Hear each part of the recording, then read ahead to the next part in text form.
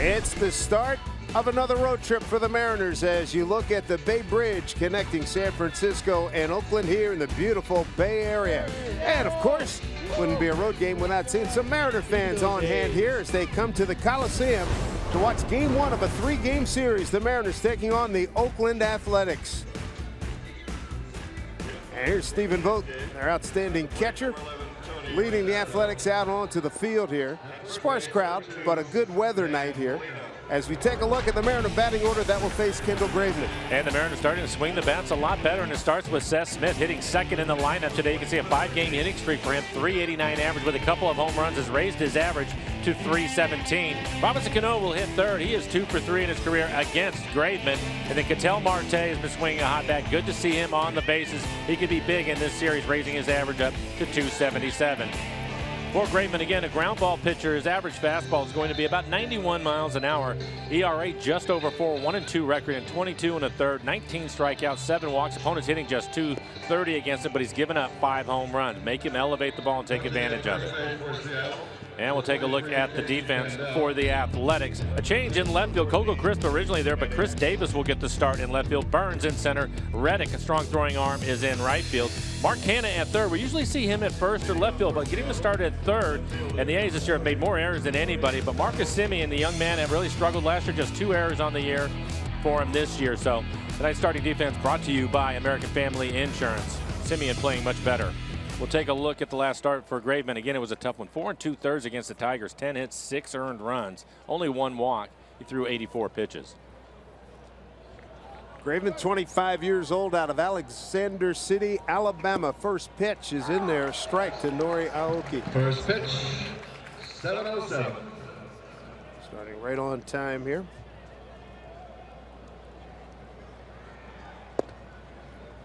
Home plate umpire tonight, Tony Randazzo. Dan Bolino's at first, Adam Homari at second, and Kerwin Danley, the crew chief, he's at third. 1-1 to Nori. As you look at Graveman this year, he will use his fastball and his cutter a lot tonight. Right around 76% of his pitches will be those two. Again, occasional curveball, rarely throws his changeup. Well, a good count here for Nori to start things off. Graveman beat the Mariners July 4th last year. And Nori works a walk to get things started. And that is something we saw the Mariners do quite a bit of on the homestand, starting to take their walks, giving themselves more opportunities to score runs. Nori with his 11th walk. Number 7, Seth. And that moves him into third place behind Seth Smith and Nelson Cruz. Speaking of Seth Smith, at Oakland Athletic for a couple of years. How about his on-base percentage at .440? He is getting it done. He's second only to Joe Mauer in the American League, who's at .459. And in the category of pitches seen, he's got to be in the top 3 or 4 in the league. I'd hate to see who might be ahead of him, right? Yeah, you know what's amazing about him is he's unique in that category, Dave, and it's not just him up there just looking to walk or that. If he gets a good fastball to hit in the middle of the plate early in the count, he will take a hack at it. And that's how he won the game the other day. Yeah, on the home run that he hit. Yep. The A's have the shift on with him hitting.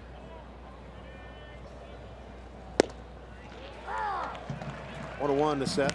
And that was the cutter. Typically the left-hander's on the cutter. He will try to hit the outside corner, see if the lefties will give up on it, start it off the plate away and bring it back on the corner. And sometimes he'll elevate it a little bit, trying to jam him with the cut fastball. Seth 7 for his last 18. Nori bluffed, taken off. They checked down to Kerwin Danley at third. He did not go. 2 balls, 1 strike.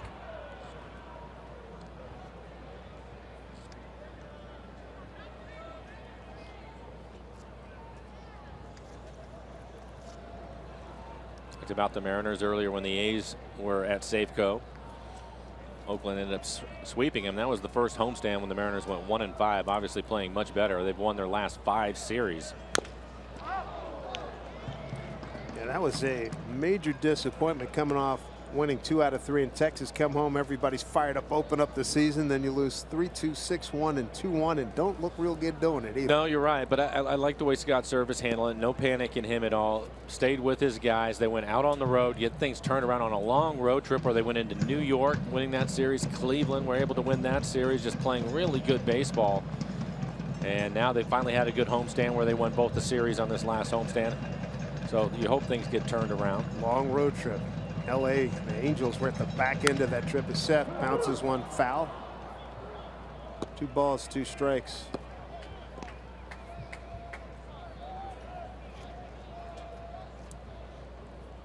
So the Mariners' first visit to Oakland. One of the things to keep in mind is they have a lot of foul territory here. And they also have the bullpen mounds in play. So the fielders that are trying to catch the ball that are in foul territory will have to be aware of where the mounds are. And hopefully they'll get some help from their teammates, because that's going to be really important as Nori gets back. It'll depend on what color uniform you have going today, whether you're going to get help or not. Hopefully, no, agreed. No, agreed. But I'm saying hopefully you're in earshot of one of your guys. Yeah, exactly. Mariners were 7-3 here last year, and they've done well.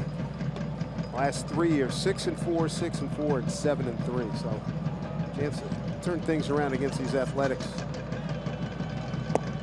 Smith swings through. Strikeout victim. There's one out here in the first.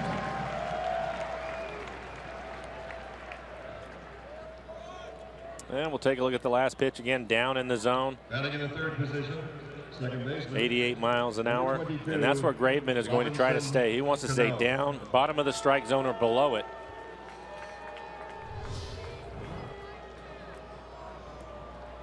Graveman coming over with Brett Laurie and Sean Nolan and Franklin Barreto for Josh Donaldson. Yep, that trade back on November 28th of 2014. Here's Robbie Cano.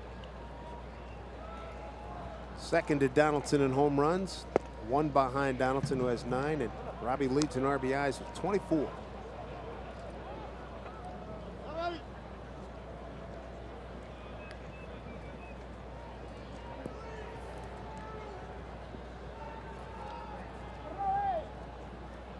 Aoki, he's at first, having drawn a walk to open up the ball game.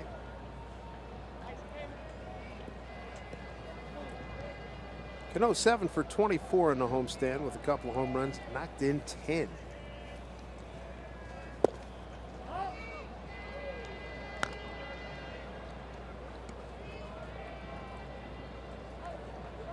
Gonna love how relaxed he is up at the plate.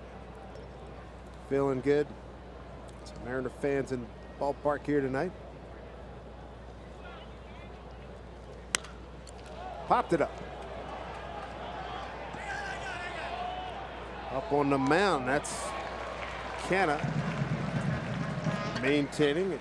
Does a nice job there. That's a tough play for third baseman coming up on the mound. Well, rubber to deal with. Yeah, and there is a little bit of a breeze here tonight, so he didn't want to take his eye off the ball. And next thing you know, you're taking a step upwards, and that can startle you a little bit, but he was able to make the play. Gonna bring up Nelson Cruz. He's looking to break an 0 for his last 10. You can see the flags blowing out to right.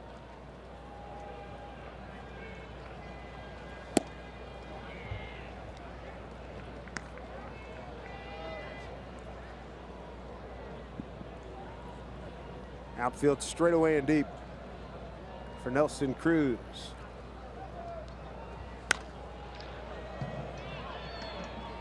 One and one.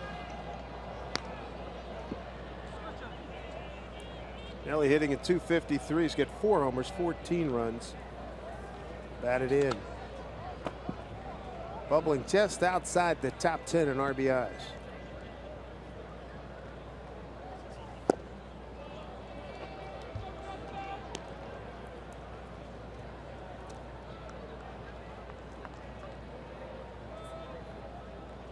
Nelly had a tough night Saturday night in the Mariners' 6-0 win over Kansas City. Got hit twice. Did walk twice and score a run. The entire right side of the infield is open for him. And Alonso holding on Aoki at first, and you can see the shift on. So the entire right side of the diamond, a weak ground ball will roll into right field on the right. 3-1.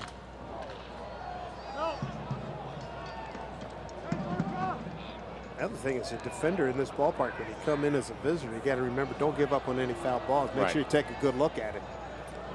Especially if you're one of the corner infielders. A lot of foul territory.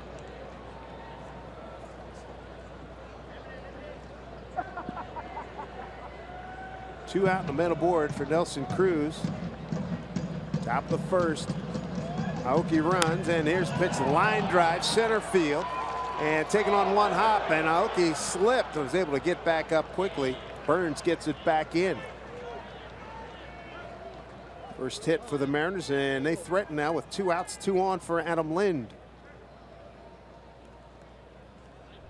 And a solid line drive base hit. I was watching Nelson take his batting practice today. Did a good job digging that out. Did not hit it on the ground. That's the reason why he was able to line it up the middle. And Aoki, because he was running on the pitch, thought about going to third, and he stumbles coming around second. Fortunately, able to get back.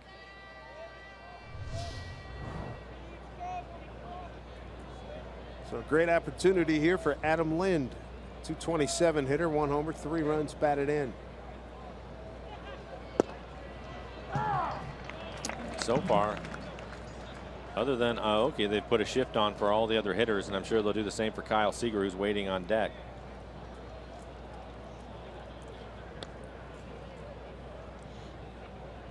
The 0-1 backs him off. Graveman in his last start lost to Detroit, gave up 6 earned runs. Previous 3 games, he'd given up a total of 4 runs combined.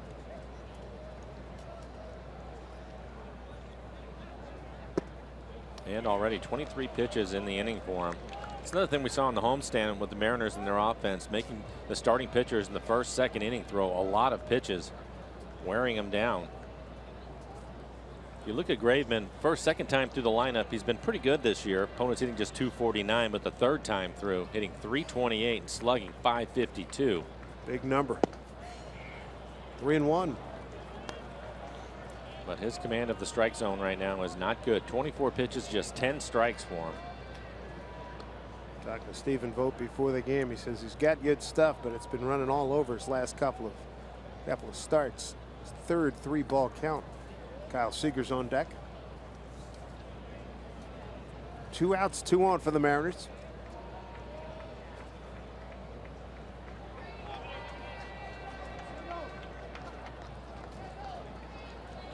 There we go, 3-1. And takes a strike. And that is the cut fastball.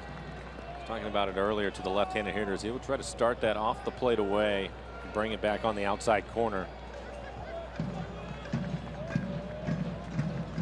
Runners will take off. 3-2 pitch. Popped up. McKenna takes a look, no play.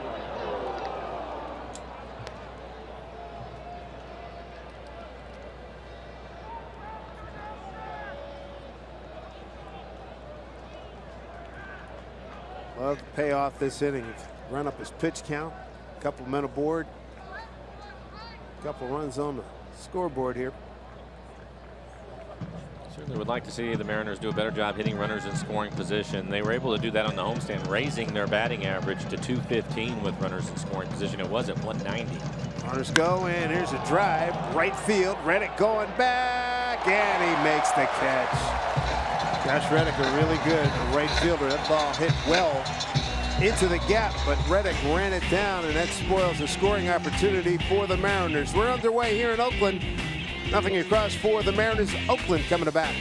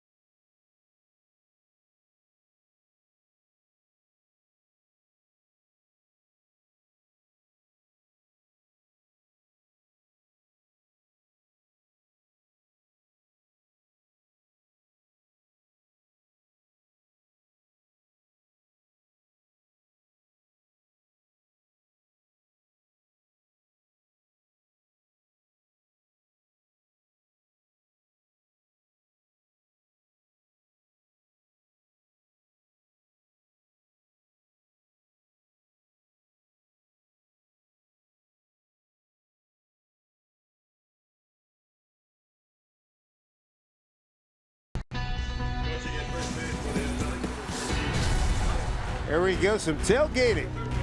Good looking pieces of beef right there out in the parking lot here at the Oakland Coliseum as the A's get ready to come to bat against Nathan Carnes. And boy, we have a food-a-thon out there. That's pretty good. Here's a look at the A's batting order. A lot of speed at the top of the lineup in Burns and Cripps combined. 11 stolen bases for them. Josh Reddick against the Mariners this year. You can see what he did on the homestand. The Mariners homestand 3 for 9 with a couple of home runs. You want to be careful of him. Simeon not hitting much, just 207, but he has 6 home runs on the year, and he will round out the 9 for the A's. See if Burns swings at the first pitch. He doesn't. You can count on Burns, Altuve, and Escobar more often than not swinging at the first pitch. It's interesting, all of them leadoff hitters. Mm-hmm. Billy, a 265 hitter. There's a strike. For Nathan Carnes, he has a good fastball. His average fastball will be 92 miles an hour. Also mixing a curve. We said he threw it a lot. And you can see overall a 3.63 ERA, 2-1 record in his 22 1/3. He has 24 strikeouts. A lot of strikeouts for him. Opponents hitting just 226. That last outing as he pours in a strike, best outing of the season. Young season, I get that. Nonetheless, he was outstanding. 7 shutout innings and got terrific run support. Looking for his first career win against Oakland. See what Burns has done. His first outing of the year was against the A's at Safeco Field. It did not go well for him. He went 5 innings, 7 hits, 4 earned runs. He did have 6 strikeouts in that one. Also gave up a home run. But in the outing against Houston, you're right, Dave. 7 innings, just 2 hits. 6 strikeouts again. He threw 104 pitches, 63 of those for strikes, and again 53 curveballs from him. 2-2. Bouncing ball. Played on a hop by Lynn. Carnes in a race. Just beat him. 1 out.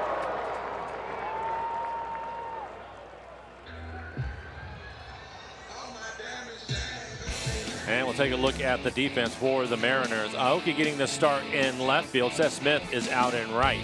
Adam Lynn will be the first baseman, and Chris Iannetta doing the catching. Tonight's starting defense brought to you by American Family Insurance. Take a look at the last play, and Nathan does the right thing. He's hustling over to first. He's aware that Billy Burns can get down the line, and you can see he just beats him.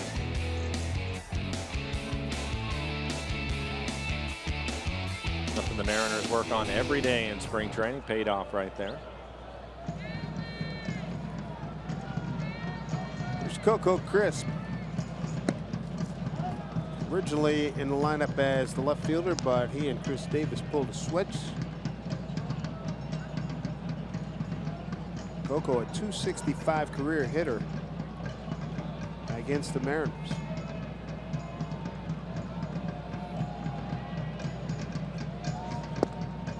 There's that breaking ball.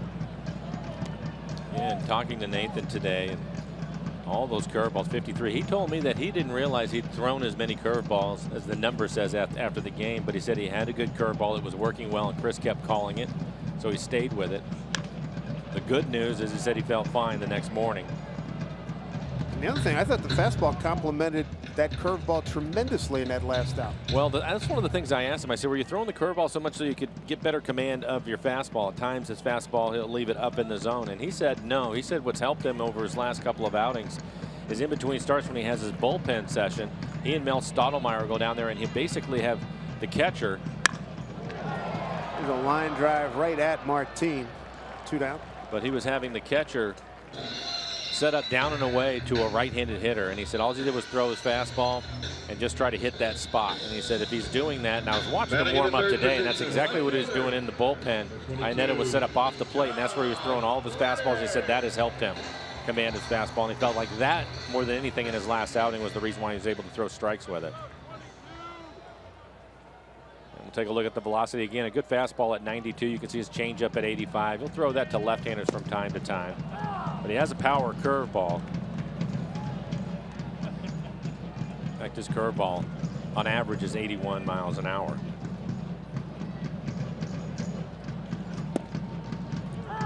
Quick 2 strikes on Josh Reddick. Mariner infield shifted over to the right.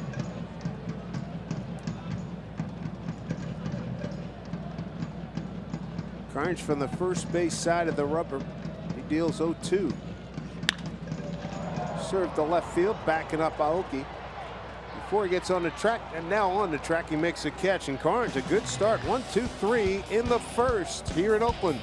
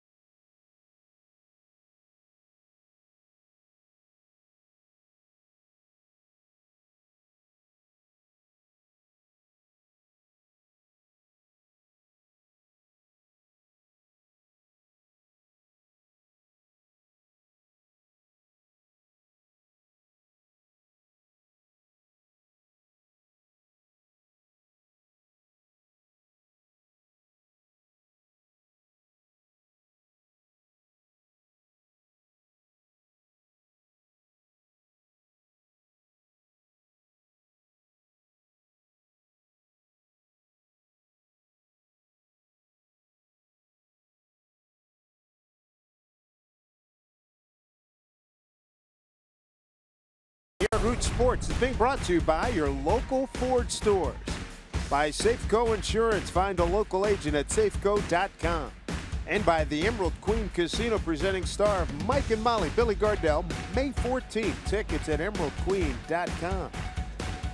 Going up Powell Street in San Francisco. A little cable car action here as we play the first of 3 against the Athletics. Our first trip to the Bay Area this season.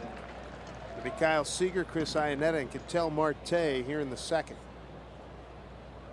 Mariners making Graveman throw 27 pitches in the first inning. 27 pitches, only 13 strikes.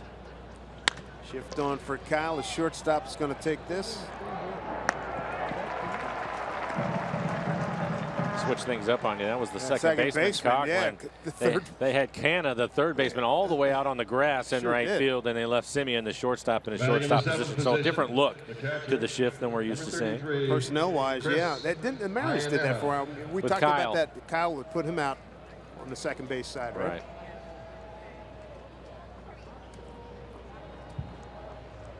Here's Chris Iannetta. 2 for his last 8.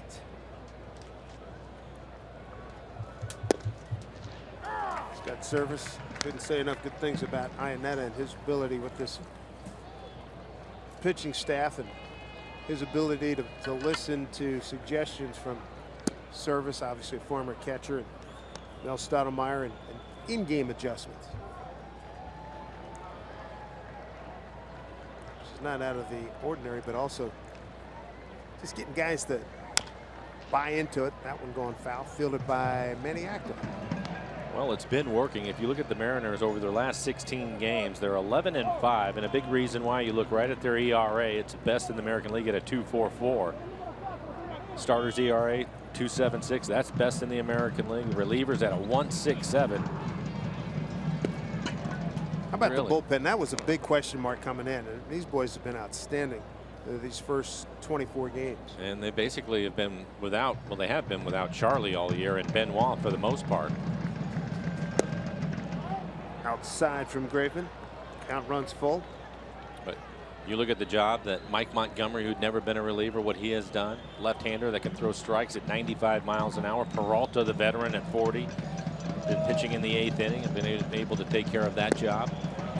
Good pitch there by Graveman to strike out Iannetta for out number 2, a second strikeout. Let's take a look at what has happened before and since April 13. A lot of good stuff for the Mariners. You love those rankings on the right side. And you can see the relief ERA over the last 16 games at a 1.67. How about opponents' batting average with runners in scoring position? That's what this game is about. And they've held them to a 161 batting average. That's best in the American League over the last 16 games. Boy, that's a number you can carry a long way through a season. Here's Ketel Marte, the shortstop.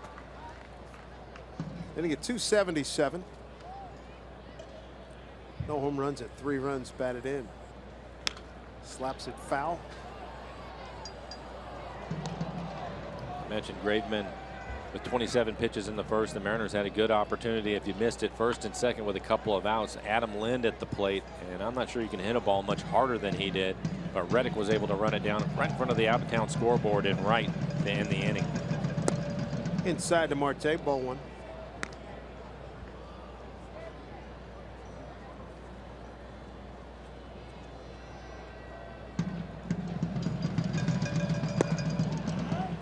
Marte, after the first 10 games, is hitting in the 170s. He starts today at 277.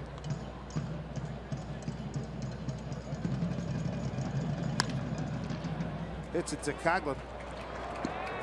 Throws him out, and an easy inning for Graveman after laboring for 27 pitches in the first inning. Breezes here in this scoreless ballgame.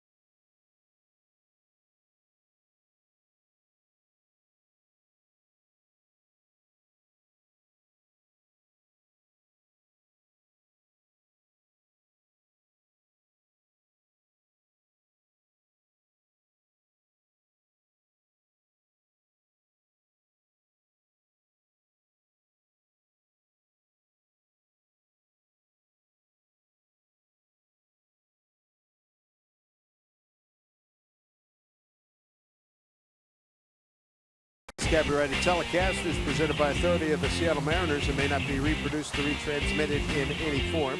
And the accounts and descriptions of this game may not be disseminated without the express written consent of the Seattle Mariners. As you look at the Palace of Fine Arts in San Francisco, Nathan Carnes, 12 pitches. Again, his first 3 outs of the ball game. He's got Chris Davis leading off, followed by Stephen Vogt and Chris Coughlin.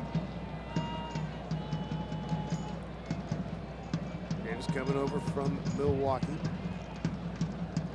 DHing tonight's game, and he drills this one deep to left. Nora's going to watch it sail out of here.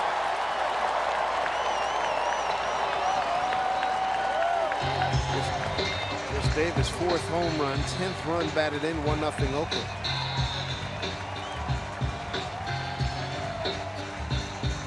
He didn't waste any time in that at bat.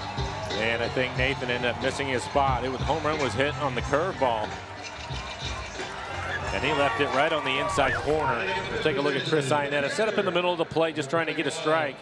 They left it on the inside corner, and they gave it a pretty good ride. Line drive home run. Career high 27 home runs last year with Milwaukee. There's Stephen Vogt.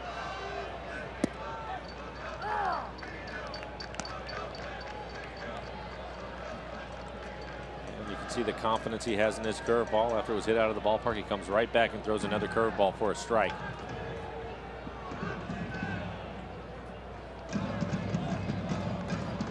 Here's deal one. A bunt. Turn to the backhand. Gathers. Just got him. Both thought he beat it. Yep. A little bit of a bobble from Nathan Carnes on the backhanded play. First base umpires Dan Bellino. And Bob Melvin wants him to take a look at it.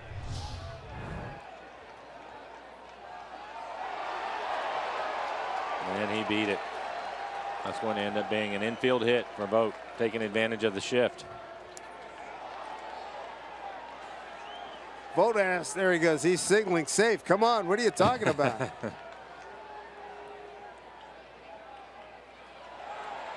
You can hear the fans out in right field with their "I believe in Stephen Vogt" chant. I said, where the heck did that start? He said, I'd come up in June of 14 during the World Cup when everybody was going, I believe that we will win.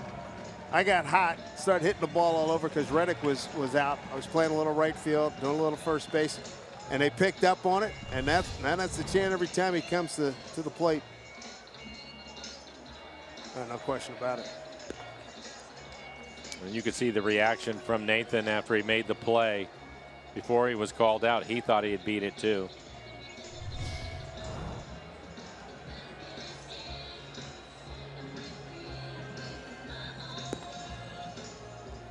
Surprised it's taken him this long. Kerwin Danley, and there's the call. Infield hit. The back-to-back hits for the A's here in the second inning. Has been overturned. Runner was safe at first. 1-0 on a home run by Chris Davis leading off here in the second. Mike Aldretti, the first base coach, with Vogt.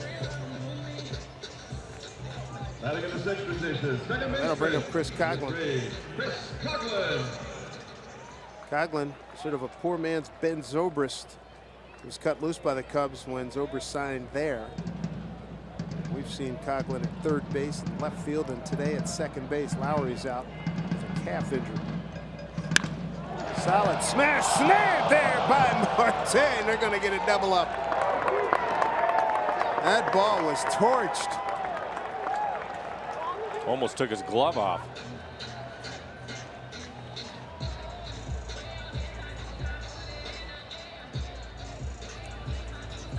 Sorry, Big Fish Casino, big catch of the ball game. Didn't have to get deep into the ball game to see a fine one here. Look at this.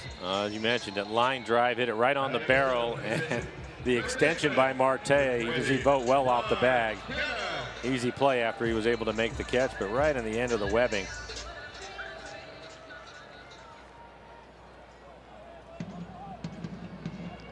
Just like that, 2 down. Here's Mark Canha.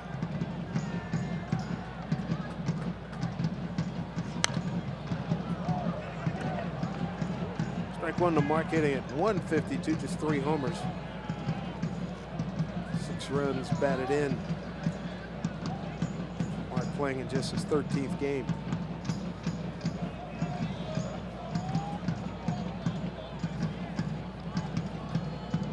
Oh, 1 pitch. Dribble foul.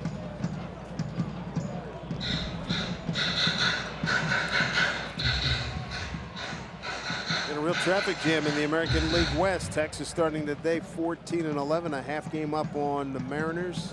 Oakland a game and a half back at 13-13. Angels at 12-13. And Houston well under 500 at 8-17.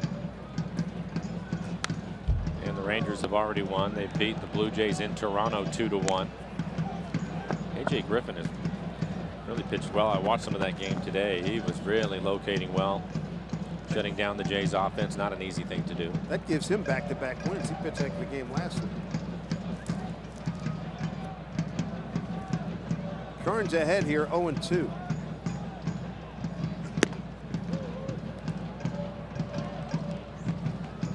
Houston is at home against Minnesota. They're in the 7th inning and they're behind 6-2.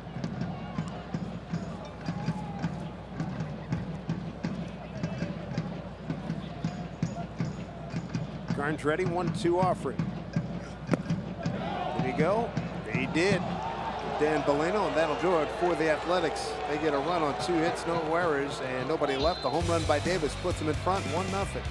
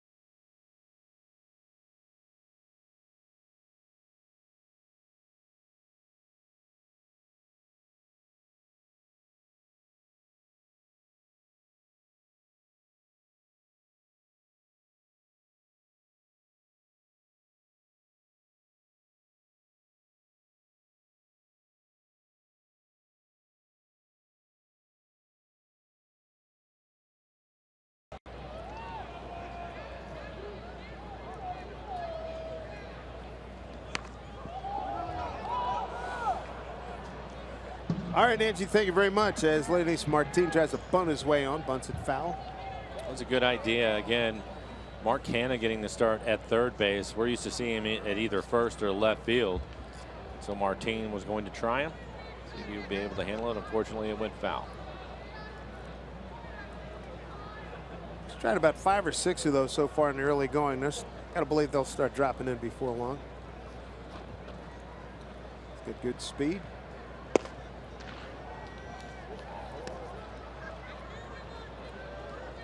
Slow start, 176. He does have 4 homers and 10 runs batted in, trying to break an 0 for 12.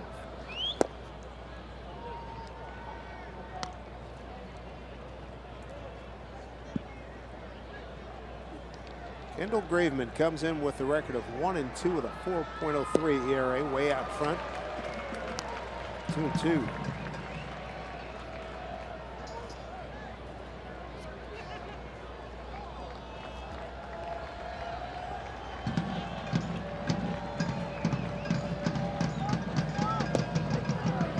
Called. Third strikeout for Graveman, first look.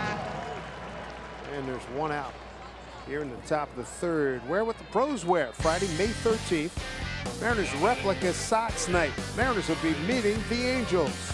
It'll be their first visit to town. The first 20,000 fans pick up a pair of striped socks that look just like the ones the Mariners wear in the field. So visit Mariners.com for your tickets. Top of the order, Nori Aoki. Looks at a strike. Walked to open the game on a 3-1 pitch.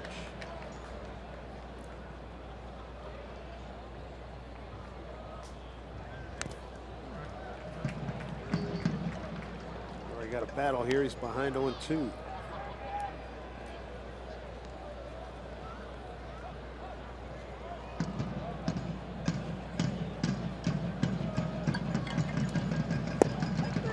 Right, 3 called. Nifty pitch thrown by Graveman. Back-to-back strikeouts. His 4th. Century Lake bringing you tomorrow's starters. Sashi Iwakuma looking to get things turned around. Goes against Sonny Graves, always tough. Sonny Graves had some command problems. You can see 15 walks in 28 1/3. A lot of walks for Sonny. Iwakuma looking for his first win. 2 starts ago against the Angels, he was very sharp, not quite as sharp as last outing at home. For Seth Smith for the 2nd time, he struck out his first time on a 2-2 pitch.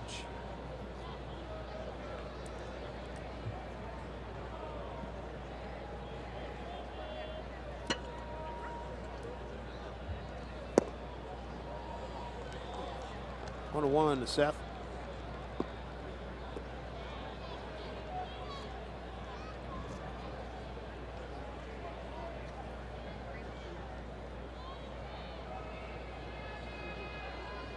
Seth 2 hits in yesterday's ball game.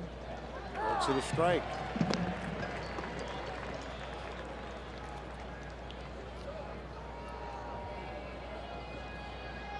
Graveman played his college ball at Mississippi State.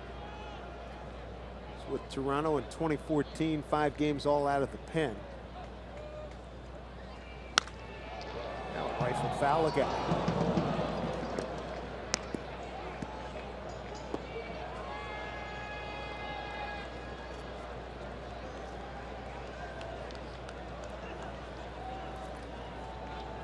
Couple of years here in Oakland for Seth back in 2012. He had 14 homers, 52 runs batted in, and just 125 games. Next year he had 8 homers and 40 runs batted in, 108, 108 games. And one of the better fastballs we've seen from Graveman, 93 miles an hour, just missed the inside corner.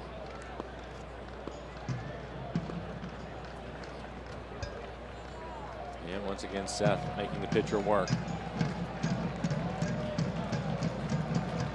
There's a 3-2 pitch. Strike 3 called. What an inning for Graveman. Strikes out the side, all 3 looking. 1-0 A's.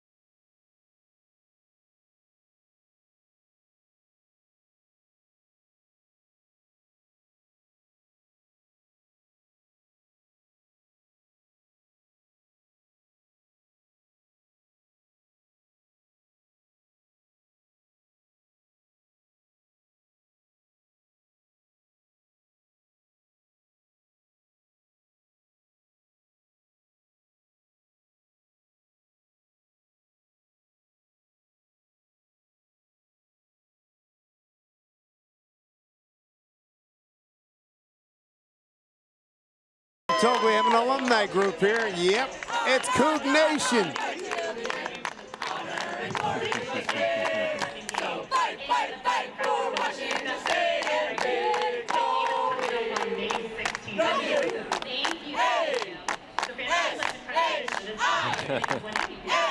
You want equal time, Mike? No, I'm just congratulations to them. One, I like it that they know the song, because I know that the guys down in the truck, most of those guys are alumni from Washington State, and they certainly don't know it. I was happy to hear it. Cue the rim shot. Yonder Alonso. Mariners have the shift on with Alonso hitting. Here's something that was a little bit surprising. I saw this today, Dave, and I don't know if you saw the same thing.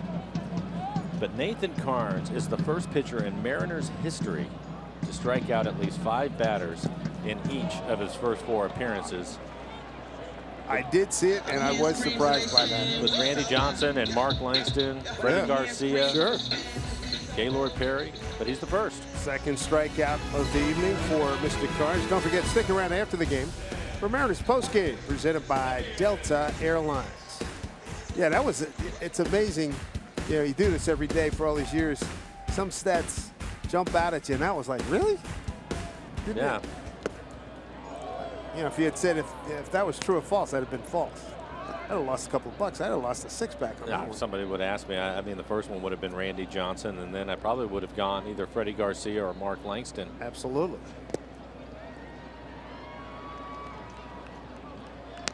Marcus Semien, dangerous hitter. Even though he's got a 207 batting average, he's got 6 home runs. Nathan Leads now ball club. Nathan now with 2 strikeouts.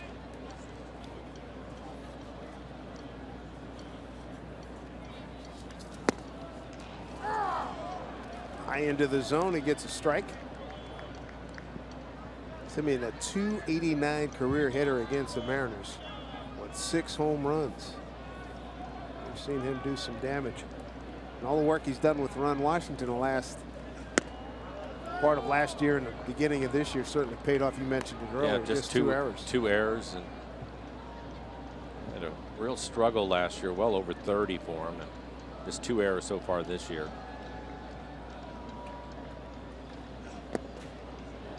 And I'm told that Alonso was a terrific first baseman. Good hands around the bag, has saved a lot of errors from all the infielders with the A's ball club. And you look at the A's, they have 19 errors on the year as a team, and that's the most in the American League.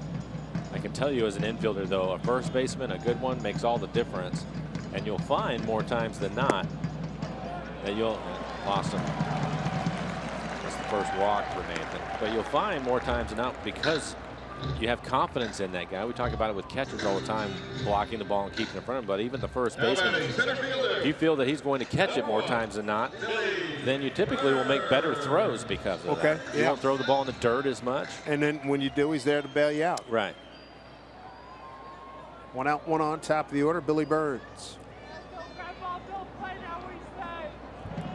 1-0 on a Chris Davis leadoff homer in the second. I'm stunned. 2 at bats. He's not swung at the first pitch yet.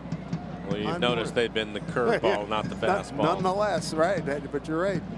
And we've already seen him run down the line. Nathan Carnes was barely able to beat him on a ground ball to first, so it'd be tough to double him up. Probably would have to hit it right at Cano if they want a chance to get a double play here.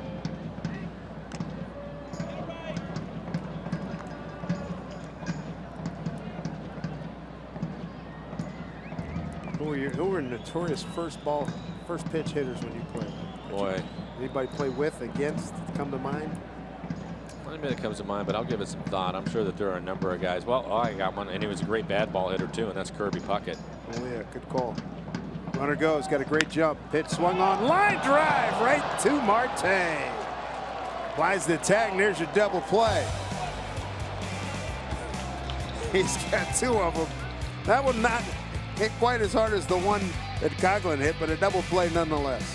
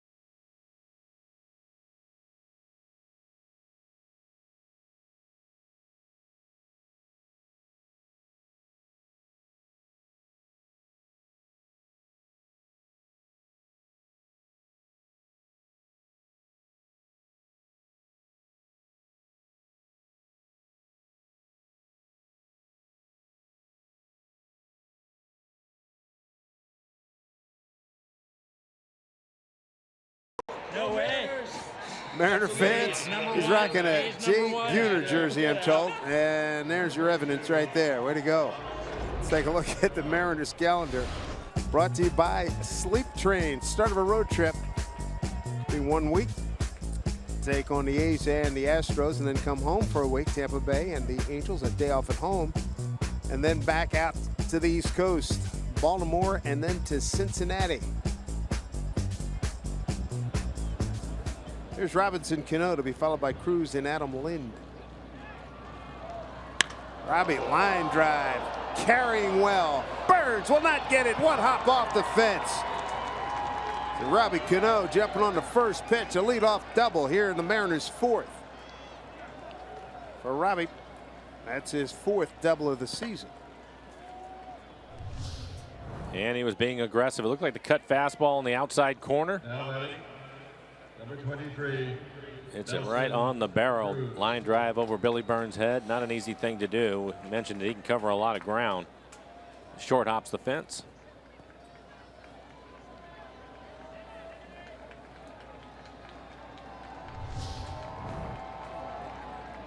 Nice start here for Robbie Cano. Here's Cruz. He muscles that one to the gap. Will it get down? It does. Reddick will get it back in. Cano held to make sure it wasn't caught. That shows you the strength of Nelson Cruz. He didn't get that on the barrel and still hit it a long ways. You're right. It's good fastball, two-seamer on the inside corner, and he just fights it off. Take a look at the inside-out swing as he both the catcher set up on the corner. He was able to get it there, elevated a little bit for him. That's the reason why it was in the air. And Cano wanted to be able to tag just in case he caught it and move up to third. Mariners in a good situation, first and third, and nobody out. Both guys have swung at first pitches and come up successfully. Yeah, and you can take a look at that lowest batting average on balls in play this year. See the Mariners at 255, the Angels at 258, and these A's at 267. So the clubs in the American League West not having a lot of luck early in the season. Major league average in that category is 296. I have to think those numbers are going to change as the season moves on. Adam Lind hit the ball hard his first time up, line drive up against the fence and right. Reddick was able to make the catch. It was a third out of the first inning, and there were 2 men aboard. This one's going to produce a run. Cano will score easily.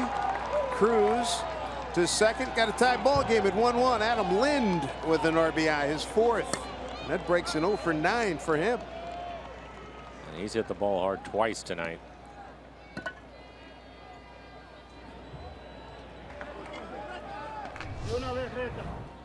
Now batting. 92 miles an hour, running to the outside corner. Stays with it. It's a line drive. The A's had the shift on. He went the other way. Mike, he's done a good job hitting the ball the other way. I agree. I think you really have to give him a lot of credit. He's got 16 hits. I'd venture to say he's got about 6 or 7 of them going the other way. That would have been fine if you wanted to say half of them. This one hit a long way. Going back to make the catch is Chris Davis. Cruz will hold at second. Now being aggressive. But it was run down by Chris Davis. This Mother's Day, get the perfect gift for mom at the Mariners team store. Take advantage of 25 to 50% off select caps, apparel, and souvenirs. The sale's going to end on Sunday, May 8th. So head to your nearest Mariners team store right now. 3 hits, 3 consecutive hits to start this inning. Seager hit his a long way for an out. Here's Iannetta. Chris struck out on a 3-2 pitch his first time up. Tie ball game on the RBI single by Adam Lind, answering the Chris Davis leadoff homer in the second.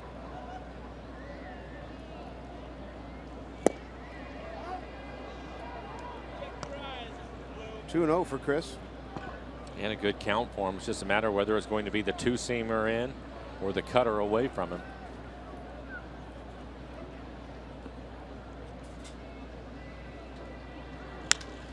It's this to center field. Burns didn't have to move too much. Cruz digging for third. And he got him. This tag out there by Mark Canha. So that'll do it as the inning ends with an out at third base. He got him. Third base umpire and crew chief Kerwin Denley right there. 1-1 ball game.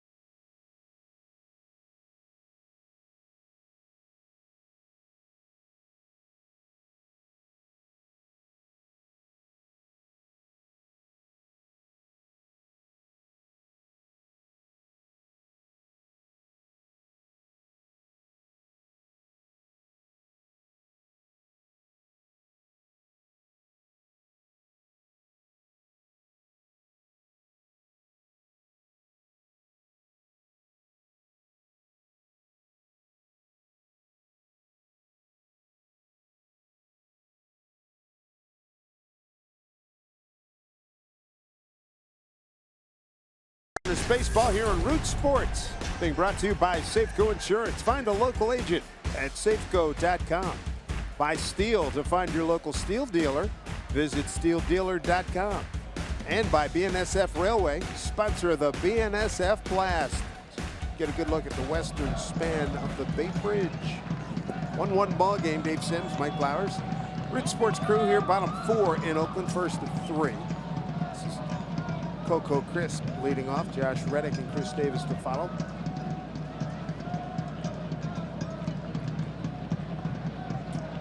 Nathan Kearns, 2 strikeouts, 1 walks, giving up a home run to Chris Davis. Behind here, 2-0 to Coco Crisp, who lined out to Martin in center.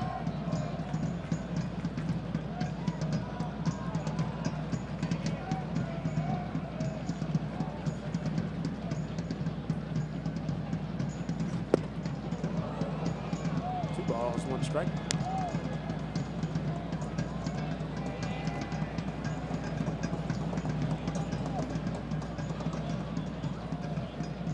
Two hits for the Athletics. The Davis leadoff homer and Vogt with a bunt single. Both in the second.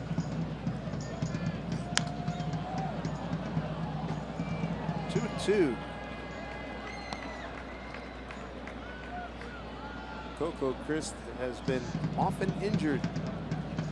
Keeps coming back.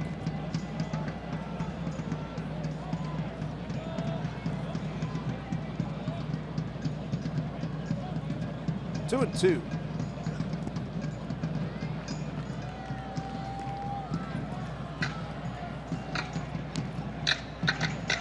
Martin, the center fielder, shading towards left center. Adam Lynn, the first baseman, guarding the line. See Kyle Seager well off the line at third. 3-2 to Coco Crisp in his 7th year here with Oakland. Easy play for Cano.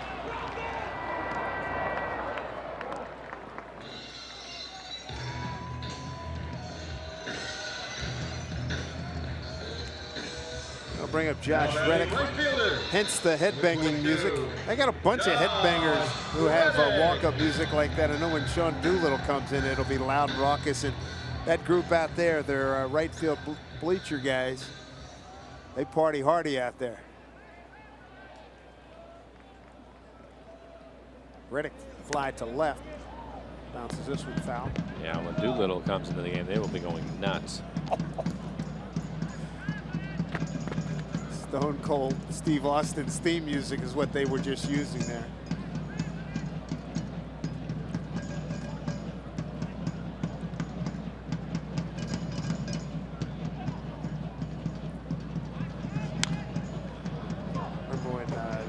a couple of years ago. Grant Balfour, feisty Australian, and they'd have the Balfour rage out there, and everybody would do people doing their head bob and everything.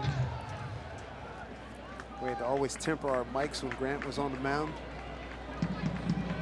There's the 0-2.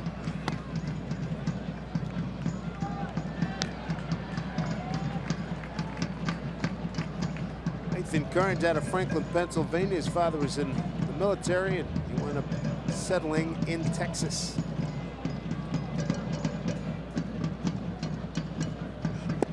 Good pitch. Strikes out Reddick. That's his 3rd K. 2 down here in the 4th. Rather than give the gift of summer at Safeco Field to one friend, give it to over 20 when you book a group outing to catch Mariners baseball. Together, you're going to enjoy discounted tickets and the opportunity to purchase private hospitality and picnic packages. Log on to mariners.com/groups for details. He was able to get Reddick on the changeup. He doesn't throw his changeup much, but that was a good one. I hate to Chris Davis, ball 1. Davis with a home run in his first at bat. Ended up getting a curveball on the inside corner, and he hit it out of the ballpark to left.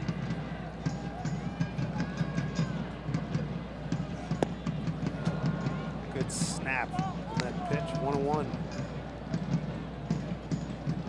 On radio last week, I got to listen to Charlie Furbush's bullpen banter that they do on Sundays, and he interviewed Nathan Carnes. They're both big karaoke fans.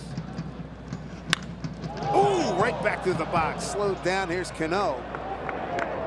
Carnes is okay. He won't be singing about that comebacker, that's for sure. Had to see his life flash right in front of him. 1-1.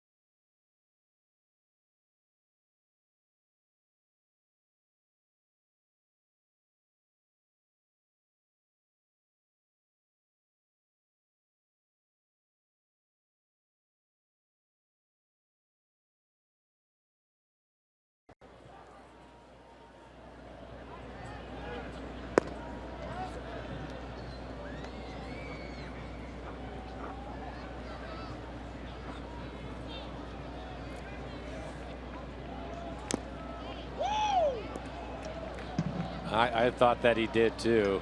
What a night for Cameron. In that first inning, Angie mentioned the 2 home runs. He and Brett Boone went back-to-back twice in the first inning. Tammy ended up with the 4 home runs and thought he had a chance for a 5th. Have a night. Remember watching that on highlights back when. Here's Marte to lead it off, followed by Martin and Aoki.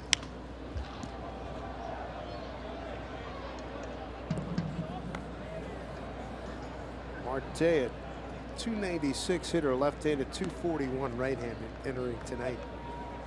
Grounded out to second in his first at bat.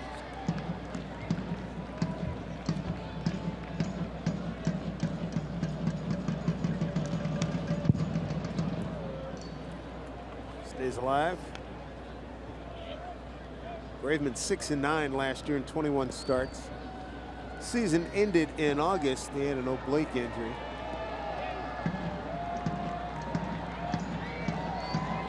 One and 0 in 3 previous starts against the Mariners.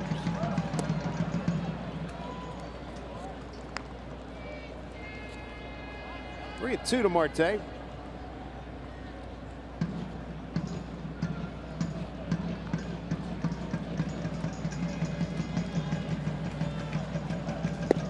Hold the string, beautiful. Strikeout number 6 for Graveman. We talked a lot about his two-seamer and his cutter, but he also has a pretty good curveball. And if you look at the numbers overall, you can see the curveball percentage. He's throwing it more. The chase rate up a lot for him, and the whiff rate too. Opponent's hitting just 154 off of his curveball.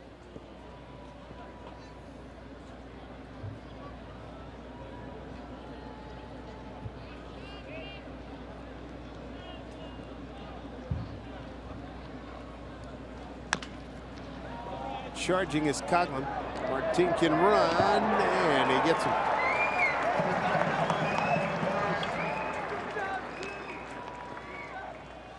We'll wrap up the series Wednesday.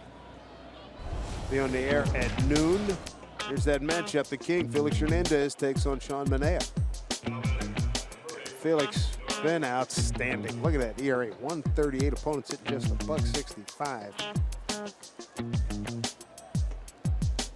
And he usually pitches well here against the A's.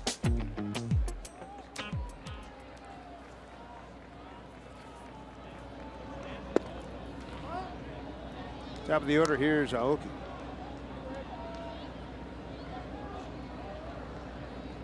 Felix is 138, good for 3rd in the American League. He did go, says Tony Rendazzo, home plate umpire.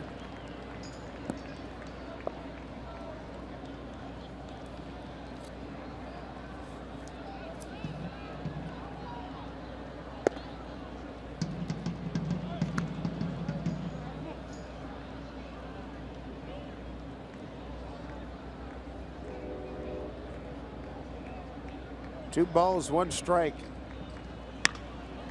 Base hit up the middle. Nori Aoki, his first hit of the night. He's 1 for 2. 5th base hit for the Mariners. And with the base hit, he continues to help out his on-base percentage. Walked his first time up and now add a base hit to it, so he's been on base a couple of times tonight.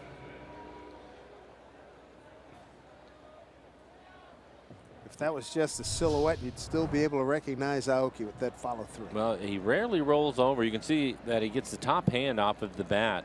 That keeps him from rolling over and hitting a ground ball to second. You're right. We see that swing a lot from him. Seth goes opposite way, fouls it off. Aoki's hit in all 13 career games against the Oakland Athletics.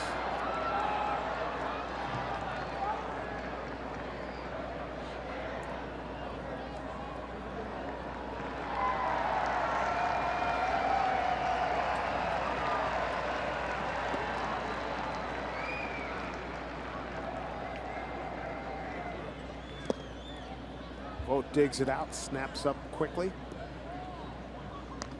1-1.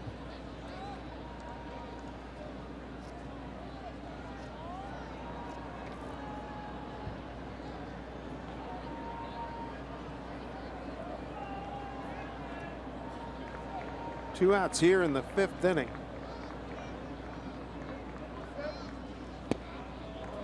Seth get fooled there.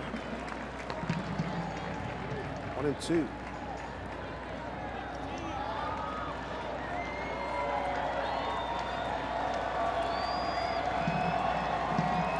Graveman has 6 strikeouts. Walked just 1. It was Aoki to open up the ball game.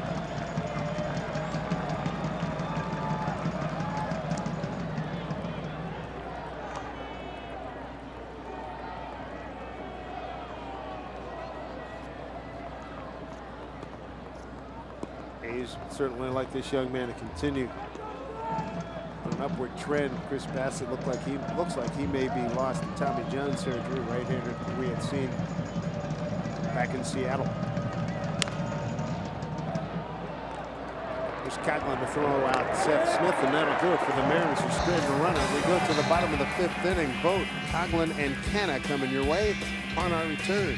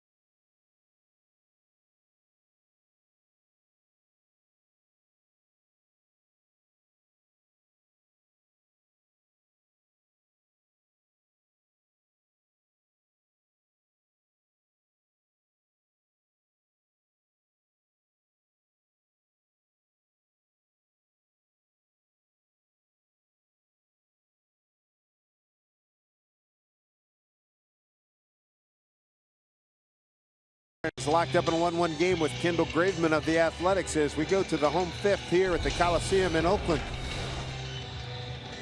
And you can see his curveball this year. Opponents average just 163, slugging 186. So typically, if they get a hit off of his curveball, it's going to be a single. Strike rate with it really good at 62%, and his average velocity right around 81 miles an hour.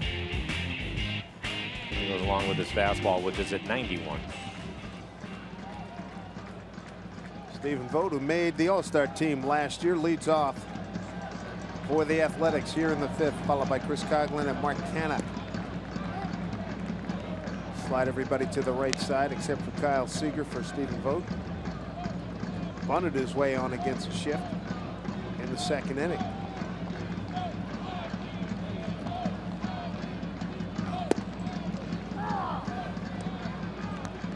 One to count. Carnes tonight has struck out 3 and walked 1.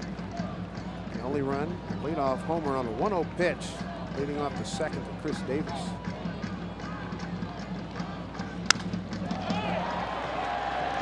Will have to be played on the bounce by Seth Smith. Base hit for Stephen Vogt.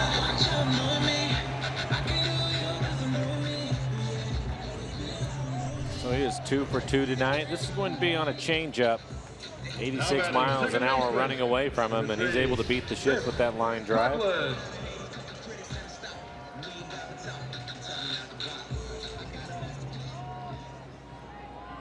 Both the leadoff man is aboard. Here's Chris Coghlan. He had a hard smash to Marte, who threw over to first to double up Vogt back in the 2nd inning.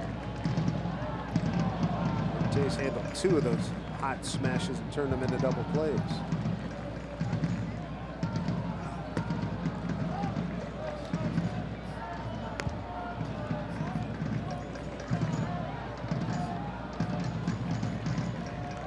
Throwing a lot of strikes. 50 pitches, 34 strikes. Carnes.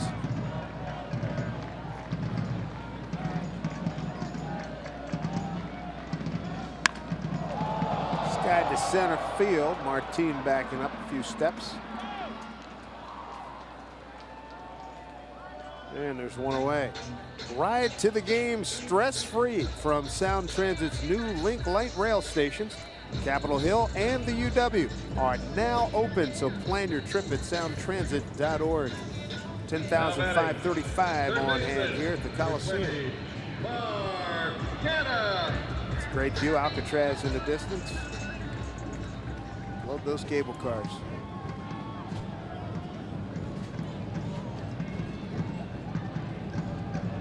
If you like to get your walk on, you'll be tested here.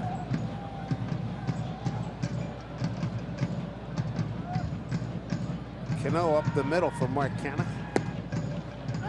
Strike one from Carnes. Walked around a little bit today. They had a lot of construction going on in the city. Oh, I'll say. Project not far from our hotel. Seems like it's been going on for about 2-3 years. It has been at least 2 years.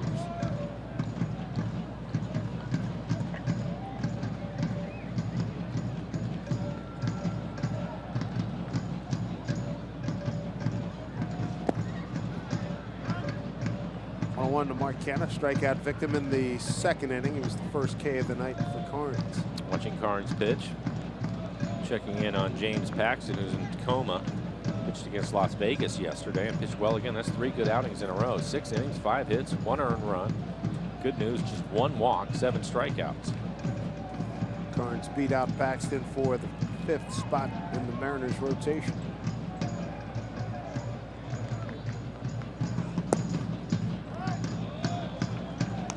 2-1.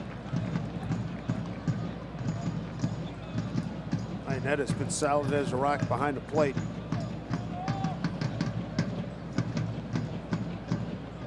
He made a throw to the other day, backhand to get Kane.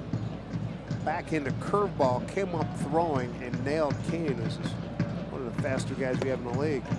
We talk about his ability to catch the ball, frame it, block it.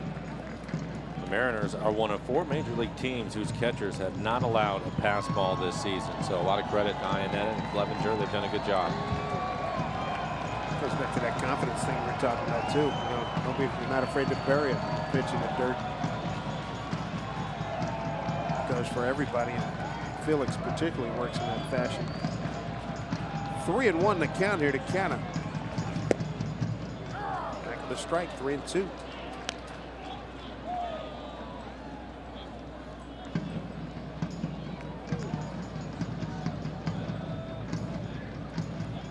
Stephen voted first leadoff single. Conlon fly to center. Now 3-2 to Canha with Yonder Alonso on deck.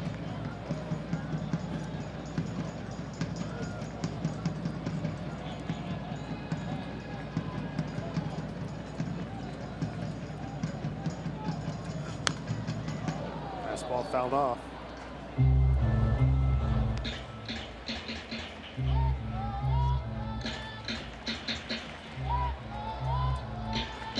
Talking about the pitching for Oakland. With Chris Bassett going down, they expect to have Henderson Alvarez, a right-hander, back coming off the DL before long.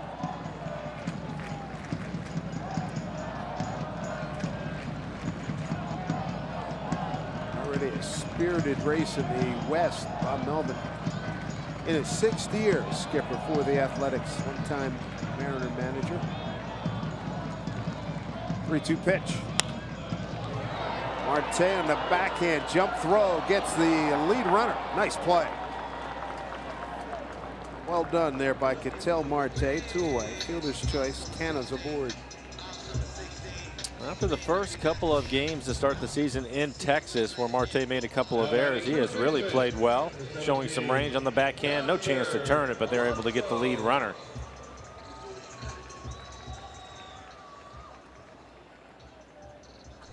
Good athletic move right there.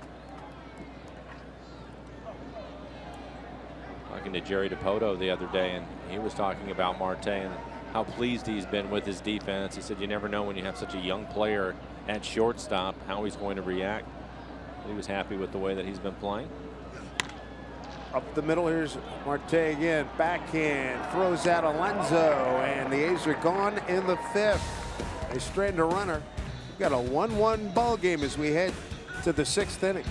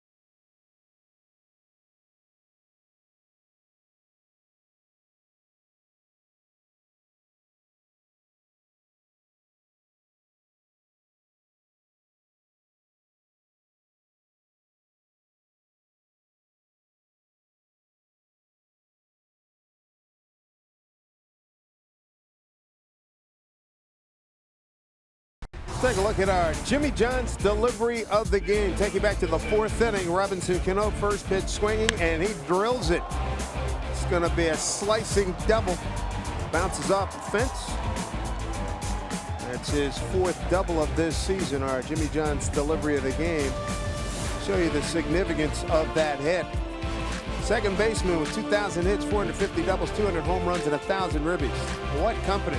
Hall of Famer Jeff Kent. There are people who believe he should be in the Hall of Fame. Craig Biggio's in the Hall of Fame, and I like Robinson Cano's chances on the path that he's currently on. He's well on his way when you look at those numbers. For the Mariners this year, it's good to see him hit the double, square the ball up. Had a couple of hits in the game yesterday before the Mariners left town.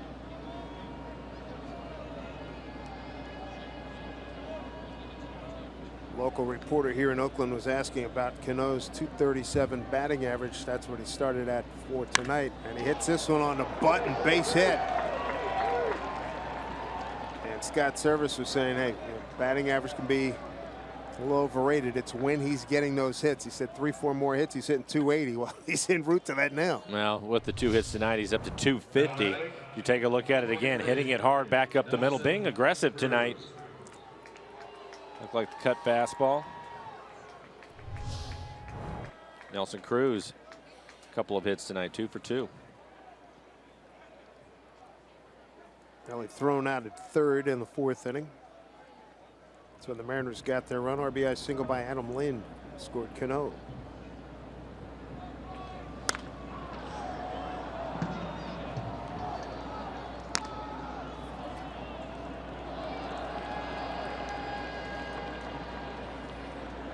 Mr. Cruz last home run was the how far can you hit it special back on the 23rd in Anaheim. It's about that time again.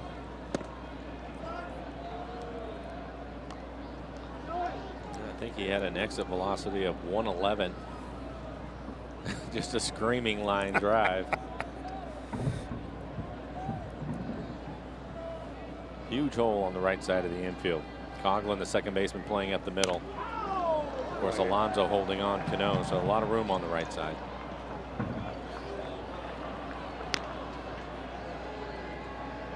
He's taking some good hacks. I really liked his batting practice today. He was hitting everything, line drives hard back up the middle, the other way to right center. We've already seen him get a base hit to right center. Batting average moving up with a couple of hits. He's up to 270 now. 1-2 pitch. There you go. Finds the hole. It was given to him. He took it. Cano will hold at second, and then Reddick overruns, but he's got the great arm, and Cano's not that fast. And he's smart enough to know that, so he holds it second. Smart hitting with 2 strikes, going the other way. Good night here for Nelson Cruz, 3 for 3. Follow Mariners baseball live with the MLB.com at-bat app. Stay up to the moment with Game Day, live game video highlights, StatCast news, and more. Download MLB.com at-bat, the #1 app for live baseball on your phone or tablet. Kurt Young, the pitching coach, making a trip out to the mound. 84 pitches for Graveman, 49 strikes, 35 balls.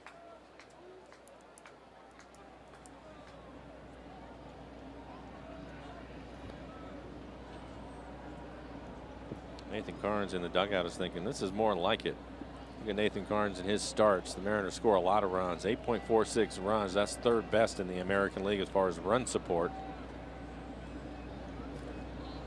Cano and Cruz having a little party. They're 5 of 6 combined. The rest of the team 2 for 15. Adam Lind up the middle.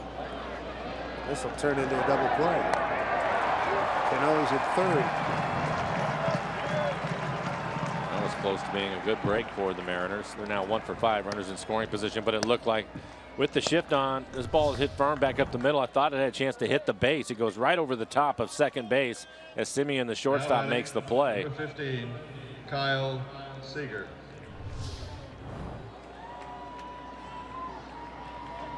Second double play tonight by the Athletics.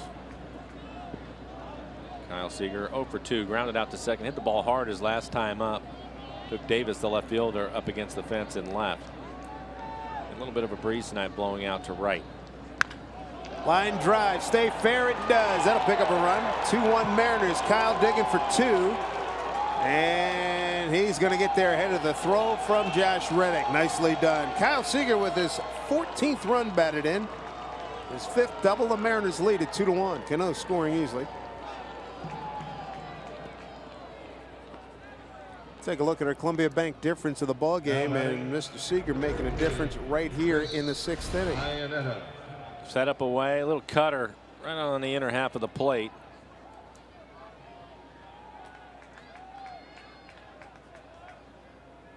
Cano has scored both runs for the Mariners, and they are now 2 for 5 runners in scoring position. See if Iannetta can pick one up. So Robbie Cano 2 for 3, 2 runs scored. Nelson Cruz is 3 for 3. Kyle Seager is 1 for 3.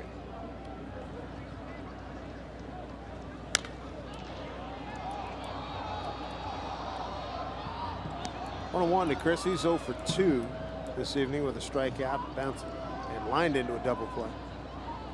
Kyle and Adam Lynn with the 2 RBIs for the Mariners. Adam had a base hit in the 4th inning to drive in a run. That should be enough. Nobody's going to glove that one. Coming around is Kyle Seager. Mariners have a 3-1 lead. Base hit, RBI, Chris Iannetta. Chris picking up his 7th run batted in. Timely hitting.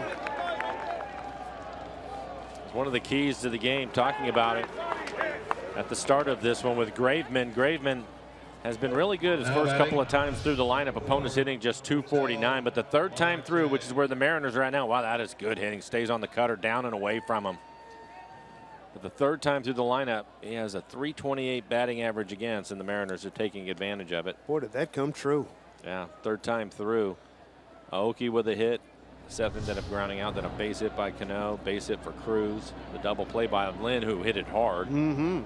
Kyle a double, and then a base hit by Iannetta. There's Marte.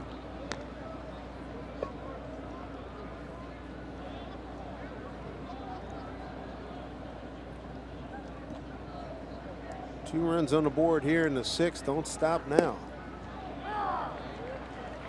Again, we showed this earlier in the game. Batted balls put in play, and the Mariners have the worst average at 255. I think that's going up now with the way that they're swinging the bats tonight. Already 9 hits, so finding some holes out there, so that will go up. It'll be a higher number for him tomorrow. You said the major league average this year, 291, I think. Yeah. 96. 296. So they're working their way towards that number.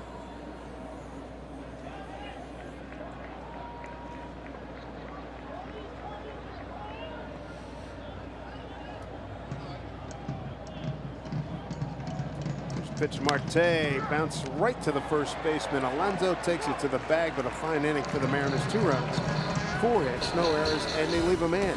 Open up a 2-run lead at 3-1 here in Oakland.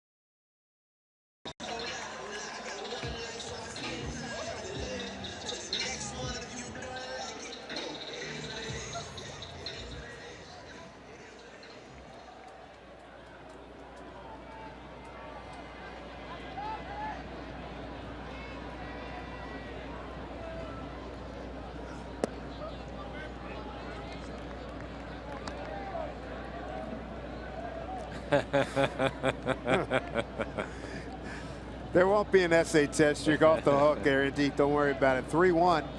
Mariners with a chance to take over first place. Texas, check that, stay within a half game of Texas. Texas wins 2-1 at Toronto. Angels lost 8-5. Houston lost 6-2. Minnesota beat Houston, and the Angels lost at Milwaukee. An opportunity to pick up some more ground or separate themselves a little bit more from those clubs.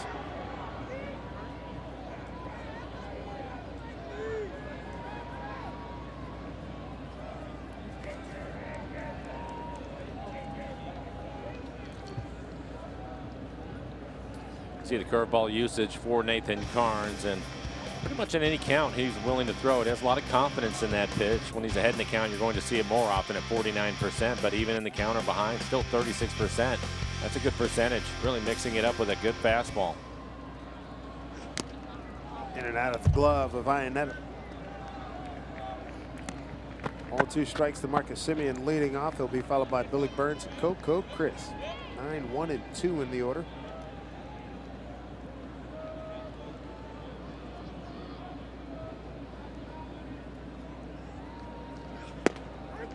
Right, 3 called. Strikeout number 4 for Carnes, 1 down in the 6th. This fastball command tonight, we heard Bill Kruger talking about how much he's been using it, but he's really been able to locate it, and that's 93 miles an hour right on the outside corner.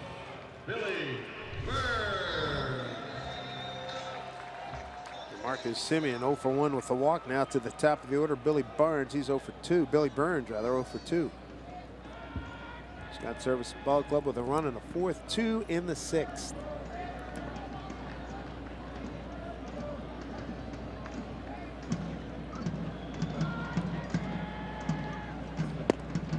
Drops to the breaking ball for a strike.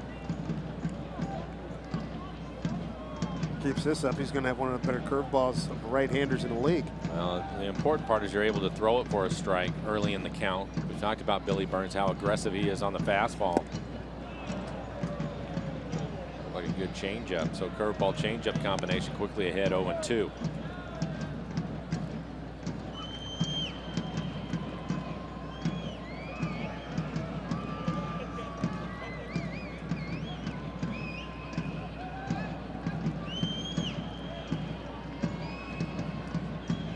Oh, 2 count. High heat up and in. Ball 1.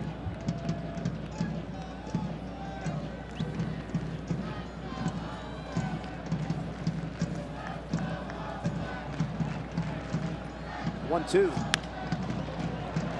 Martin headed all the way. 2 outs.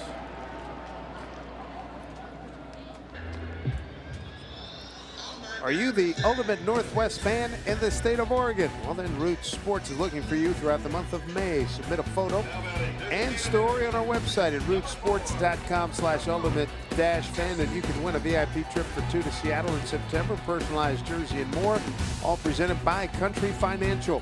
For official rules, visit rootsports.com. 2 outs and Coco Crisp. Lined out to center, grounded out to Cano at second base.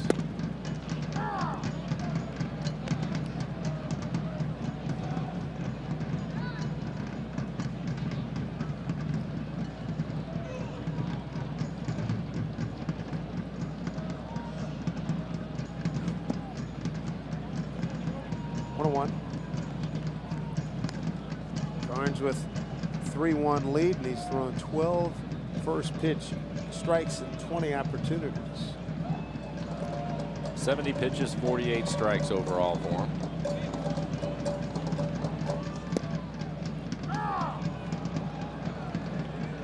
And I mentioned it earlier in the game, Nathan Carnes is the first pitcher in Mariners history to strike out at least 5 batters in each of his first 4 appearances.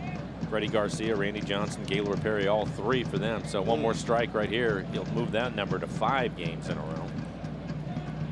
2 out, nobody on. He's ahead 1-2. 4 strikeouts on the night.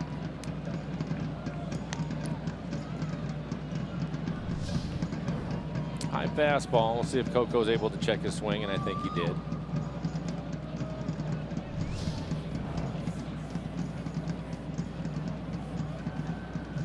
2-2 to Coco. Count runs full. 4 strikeouts, 1 walk by Cards tonight. Didn't miss by much, right below the strike zone. Giving up a run on 3 hits. Last hit for Oakland was the leadoff single by Vogt in the 5th inning. Here's the pitch. Fouled off. And we showed you his usage of the curveball, and there's another example of 3-2. Did not want to give in, through the curveball. Coco able to foul it off. As a hitter, that makes it so tough when you get into fastball counts, but you're not sure if you're going to get a fastball or not. Typically, you're going to have a little bit of a late swing. 3-2. Strike 3 called. There it is. His 5th strikeout. Ends the 6th as he retires the side 1-2-3 as he enjoys a 3-1 lead.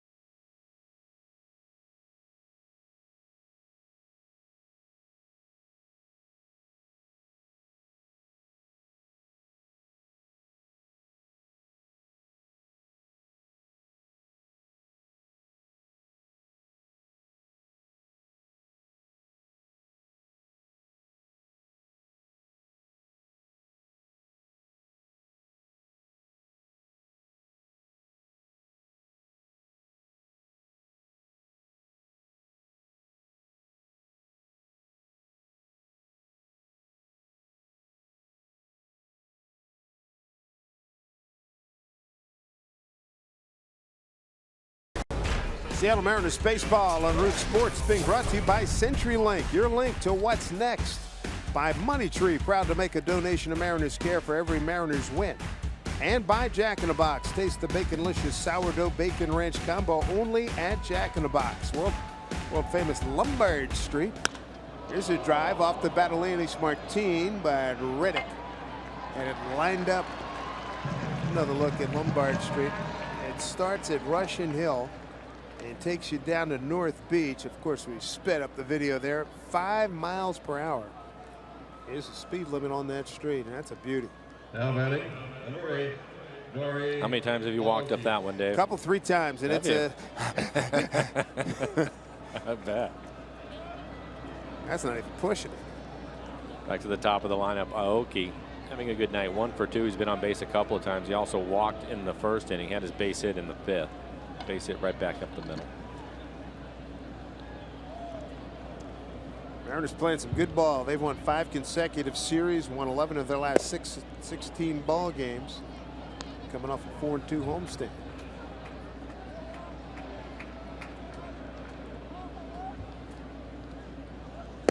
Left-hander Mark Zepchinski getting loose in the pen for the A's.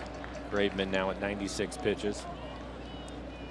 96, 58 strikes. The 3rd time through the order. This begins the 4th time, but 3rd time really got him, and maybe here in the 4th too. It continues as Nori sends one down into the corner. Davis will get it back in. 2nd hit for Nori Aoki. It's his 4th double of the season. 2nd hit of the night. He's been on base 3 times. That's a really good night. And it's like Kurt Young. Take a look at the swing. Fastball 91 miles an hour towards the outside corner and just goes with it. Fair by about a foot. Well, Bob Melvin going out. That'll be it.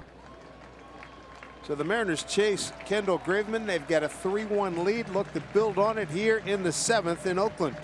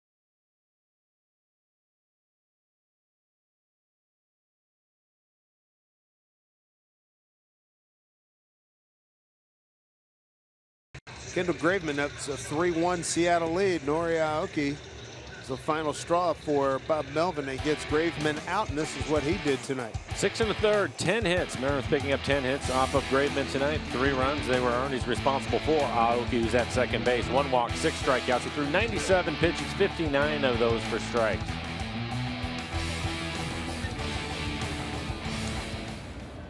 Mark Zepchinski going to take over. This will be his 13th appearance. He's pitched well. 0.84 ERA, 10 strikeouts, 4 walks, and 10 2/3. Opponents hitting 194. Fastball slider combination for Zepchinski, the veteran left-hander. Big swing and a miss by Seth Smith. Smitty struck out twice tonight. First game this season. Multiple strikeouts. Struck out swinging in the first, looking in the third, and grounded out the second in inning number 5. Mariners having a good night, hitting with runners in scoring position. 3 for 7.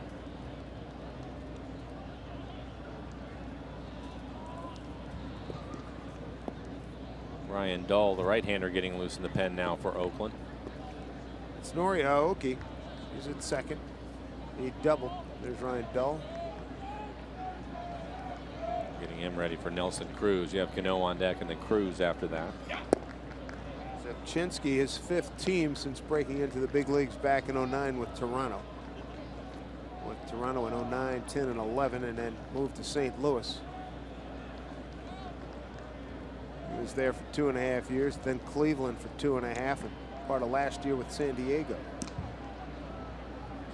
Seth Smith looking for his first hit against lefty pitching is 0 for 4. There goes Nori to third, throw down to third, not in time.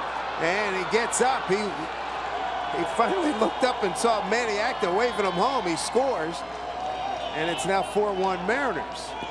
And that will be a stolen base, E2, and the Mariners pick up the run. So Nori, a big contributor here tonight. We'll take a look at him. You can see the jump, pretty good jump for him, and then it looks like he's fighting to try to get to the bag. You see the leg and the foot, and he can't tell where the ball is. He actually gets kneed in the head. As you mentioned, Dave, it finally picks up Manny Acta, who was waving him home.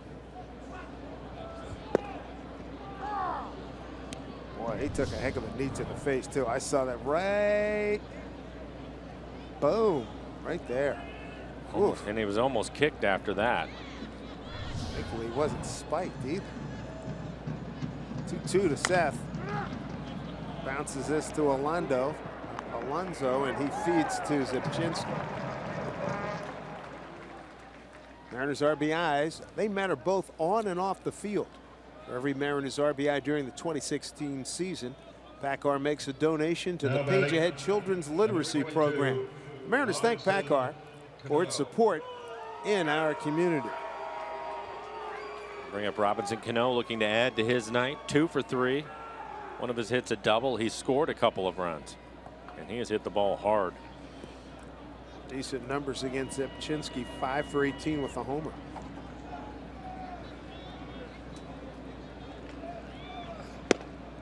This is one of the few times over the last couple of years that I can think of where our club has put the shift on with Cano hitting. Typically, they play him pretty straight because he sprays the ball around, but you can see the A's defensive alignment.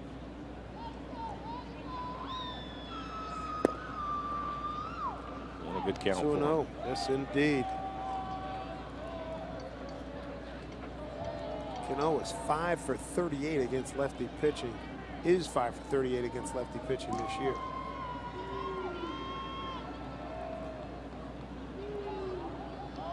Mariners 4 runs on 10 hits. Nice to talk about a number like that, isn't it? Yeah, double digits in hits. Talking to Jerry DiPoto on Sunday, and he liked a lot of things that the club was doing, and we talked about already. Batted balls in play tonight, a little bit unlucky. He said he'd like to see them get a few more hits. Well, that's happening for him tonight. 2-0 to Robbie. Goes the other way. This should work, and that's a base hit. 3 for 4 night for Robinson Cano. Yeah, you can see the smile. That was easy for him. Talking about the A's shifting on him, we rarely see that, and he just had to know he was going to at least take one shot at hitting the ball the other way. And granted, he doesn't hit it very hard, But goes the other way with it and picks up a base hit. His third hit of the night. With the 3 base hits tonight, hitting .257. Another pitching change for the Athletics. Mariners have a 4-1 lead. Ryan Dull will take over upon our return.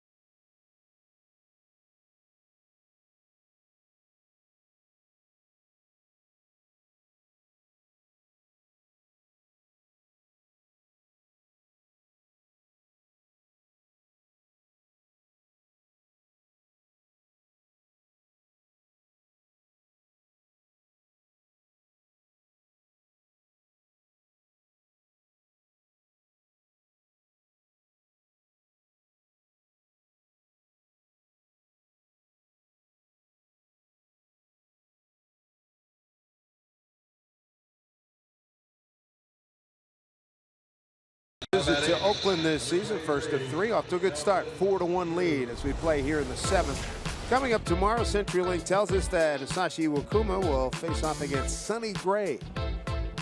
And our pregame show begins at 6:30 right here on Root Sports. Ryan Dull will take over. 12 appearances on the year, a 1.93 ERA. The A's have a good bullpen, 14 strikeouts and 14 innings pitched. Opponents hitting just 106. He's facing Nelson Cruz. We just saw Cano get his 3rd hit. Nelson already with 3. Right into the bullpen goes Reddick. Long foul ball. I was really surprised to see that shift on with Cano at the plate. That is just a layup for him.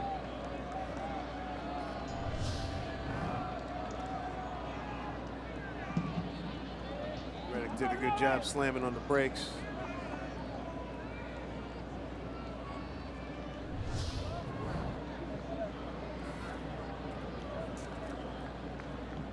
Made a nice catch earlier in the ball game in deep right center field.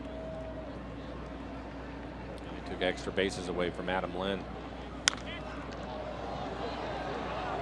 Let's see if Alonso, he's got plenty of room. And he makes the play. That'll do it for the Mariners. They pick up a run on 2 hits. There was an error and a man left. Mariners lead now at 4-1.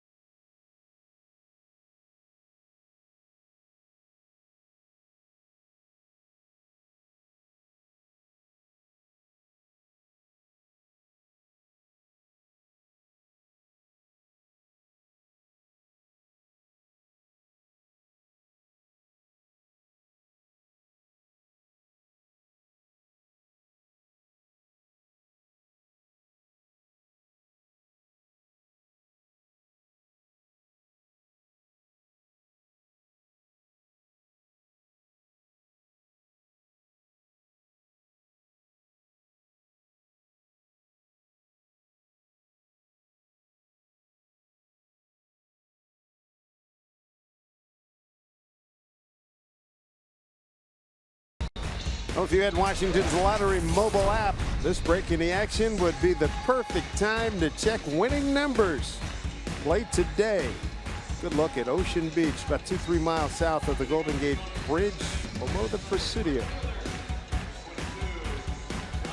Good scenery in this part of California, as well as Southern California, where we were on the last road trip. Nathan Karn's got a good ball game, working 5 strikeouts. 1 run on just 3 hits. The 1 run a solo home run. That was back in the 2nd inning. Chris Davis. You see his pitch count, 75 pitches total, 51 strikes. And last inning was the most he's thrown in an inning, 16, which is not a bad thing. He had 11 strikes out of the 16 pitches he threw in the 6th. 2 strikeouts in that 6th inning. Mariners have the shift on with Reddick hitting. So now that's 5 consecutive games with 5 or more strikeouts to start a Mariner career. That's 2 ahead of what Freddie Garcia did and Randy Johnson and Gaylord Perry.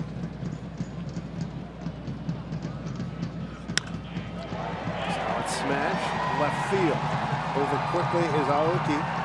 Get it back in. Take a look at our Delta Airlines keep climbing standings.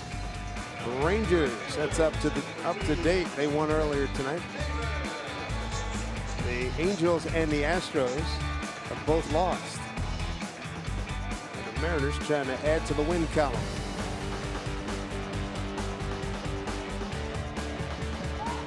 All bunched up. There's Chris Davis. He hits this a ton. Straight away center. Martine's going to watch it leave. Goes middle deck. 2-run homer. 2nd home run tonight by Davis. Makes it a 4-3 ball game. And both of them on the curveball. The first one was on the inside corner. He hit it out to left. That one right in the middle of the plate at 79 miles an hour. It looked like he hit the camera well in center field. No doubt about that one. He's driven in all 3 runs for the Athletics. You take another look at it.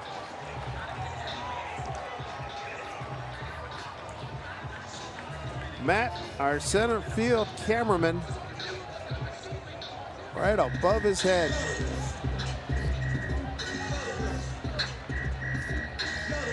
Ball got smoked. Not used to seeing his curveball hit like that. It's happened to him a couple of times by the same man, Chris Davis. Nuno getting loose in the pen along with Nick Vincent for the Mariners. Davis, there's no home run slouch. He had 27 home runs for Milwaukee last year. Vincent and Nuno heating up. And with that home run, Sean Doolittle, hard throwing left-hander, getting loose in the A's pen. Stephen Vogt, he is 2 for 2 tonight. Mariners have the shift on with him hitting. He's got a bunt base hit and a solid base hit back in the 5th inning. Martine's shaded a little bit to the left. Left center field. Here's 1-0. 2-0.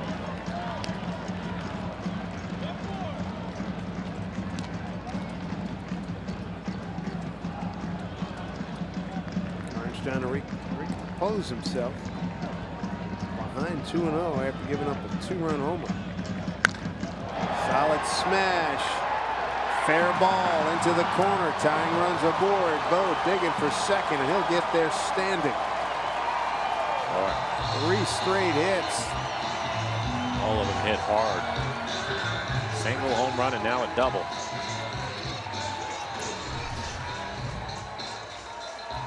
See the location of it, right in the middle of the plate above the belt. Scott Service making a trip out of the dugout. We'll see what he wants to do. Holding up that left arm. Yep, he's going to get Nuno. Step aside. What was once a 4-1 lead, it's now 4-3. And the A's have the tying run aboard.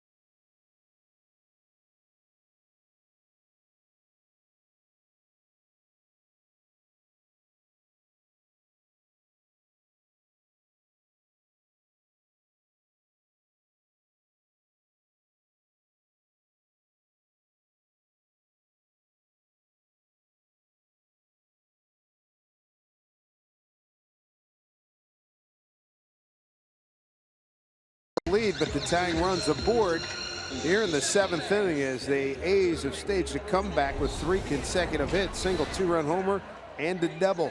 6 innings, 6 hits, 3 runs, all of them earned. He's responsible for Vogt, who's out at second base. 1 walk, 5 strikeouts, 82 pitches, 55 of those for strikes. A couple of home runs hurt him tonight. The solo home run back in the 2nd inning. Now the 2-run homer here in the 7th. Val Nuno going to take over. 8 appearances for him, a 2.25 ERA. In 8 innings, he has 10 strikeouts. He's yet to walk about. Our opponent's hitting .226 against him. Kyle Seager in on the grass at third, expecting the bunt. Ball 1 to Coughlin.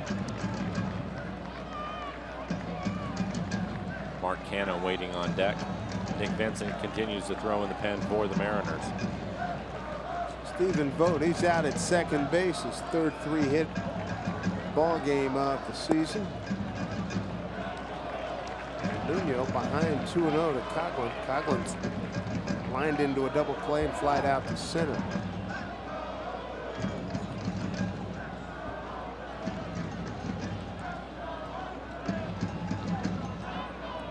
Careful here. Sometimes 2-0, they'll take the bunt off, give him a chance to swing one time, and that's what they're doing. Popped it up. Marte's under it.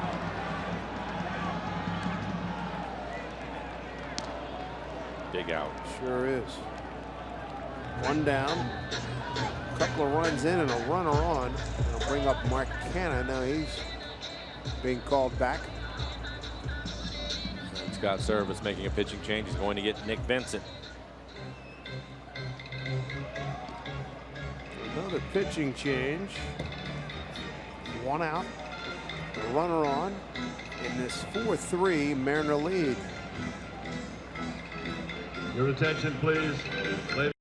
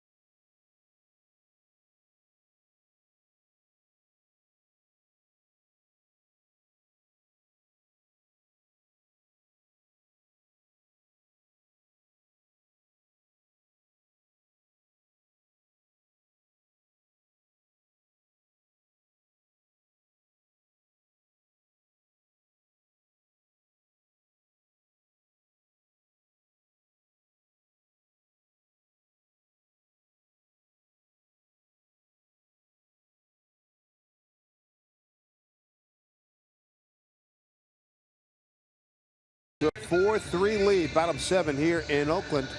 A reminder, coming up on Saturday, May 14th, Kyle Seager bobblehead night. It's against the Angels, so just like the 3rd baseman, it's pretty cool, calm, and collectible. And thanks to Root Sports, it's free to the first 20,000 fans, so scoop up your tickets right now at Mariners.com.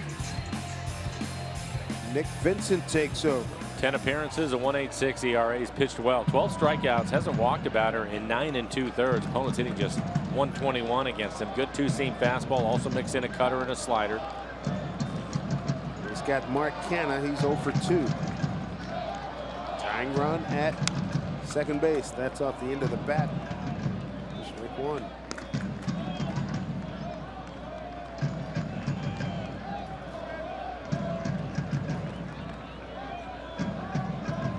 Things can turn around in a heartbeat. 1-2-3 inning for Carnes in the 6th, strikes out 2. 1-1 pitch leading off in the 7th. Reddick single.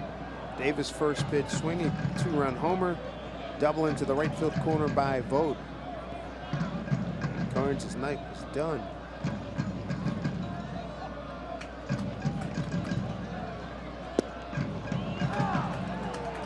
And how big was that stolen base and the throwing error by Vogt so that Aoki could score the 4th run for the Mariners? That's at the top of the 7th inning. Nori got a 1-out double. See if Vincent can put Canna away. 1 out here in the 7th.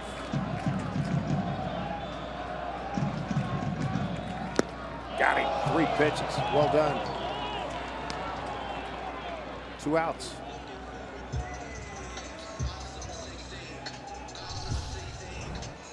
This looks like a breaking ball. It is. Little slider on the outside corner. Might have been the cutter. 86 miles an hour. Bring up Alonso. Alonso 0 for 2, a strikeout, and grounded out to short. So Vincent seeing Canna for the first time, seeing Alonso for the first time.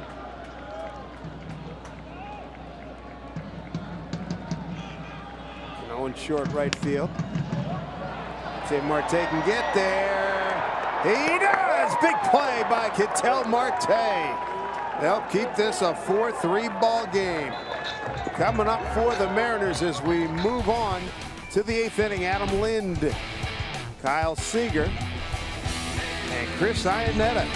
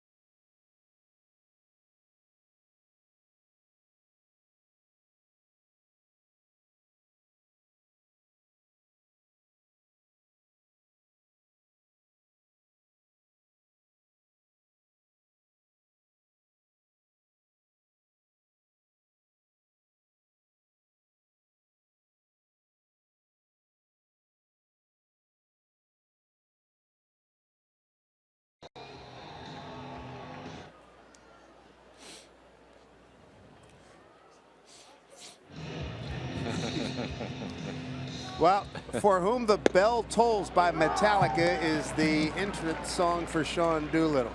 And Sean Doolittle, this will be his 14th appearance, a 3.38 ERA, 10 strikeouts and 10 2/3. He has walked 4 batters. Opponents hitting .262. He's given up 3 home runs. Good fastball. He'll be in the mid-90s with his fastball. That's how they celebrate the entrance. Adam Lind with a base hit and an RBI.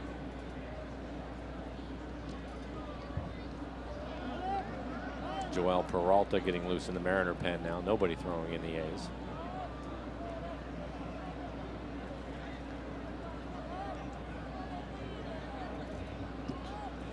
Coughlin playing up the middle. Third baseman, they shift him over into right field, short right field. This one, sky high pop that Vogt takes a look at. There's no play. 1-2 to Adam. Over the Mariners' first run, 4th inning.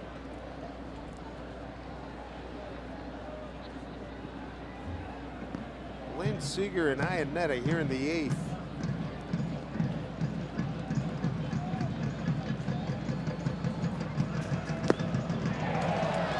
Strikeout victim for Doolittle, 1 down. Good fastball at 95 miles an hour, right at the top of the strike zone. Doolittle back healthy again. Multiple arm and shoulder problems over the last few years. Inverted first baseman. And yes, he's related to General Jimmy Doolittle, who conducted the first raid on Tokyo back in World War II. Distant cousin. Kyle Seager 1 for 3 tonight. Has a double, picked up an RBI and a run scored. It's a difference in Kyle, the slow start. What do you say? He's staying back longer right now. I think he's using the entire field. Obviously, he likes the ball middle to middle in. His power is to right field, but he has to start hitting the ball the other way, and he's been doing that over the last week. Just hasn't had a lot of luck. Early in the season, he had the big leg kick. I talked to Edgar Martinez about it. They decided to go back to the toe tap because Kyle felt that he was jumping towards the pitcher and moving his head and have a lot left to swing the bat, and it's working for him. And he is a tinkerer. He'd be the first to tell you. Here's a 1-1. High drive, right field. Reddick settling under it, and he's there to make the catch.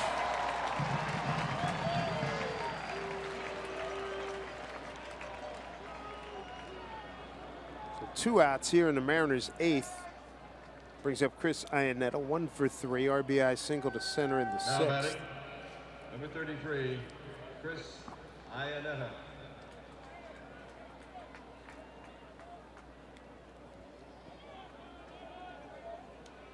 Joel Peralta continues to throw. Well, he'll pitch the bottom of the 8th inning.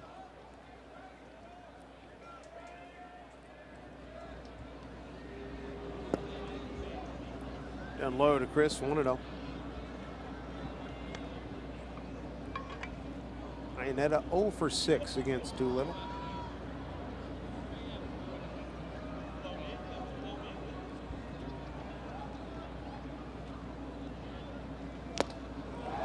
One.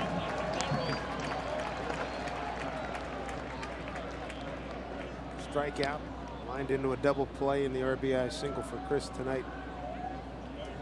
Tel Marte's on deck if he can keep it going.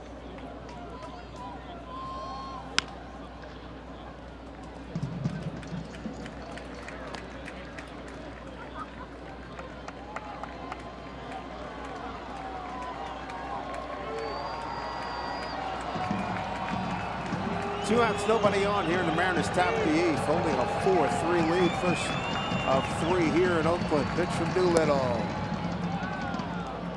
Low, 2-2.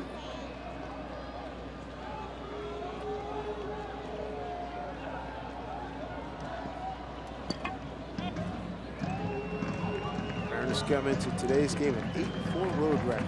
Trying to improve on that. 2-2. Did he hold? He did.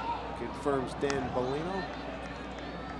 You see the 3-2 count. He should get challenged with a fastball right here. Doolittle's fastball has been 95. This one at 95 above the strike zone. Question he was able to hold up. Paid off right here. 2 outs, nobody on.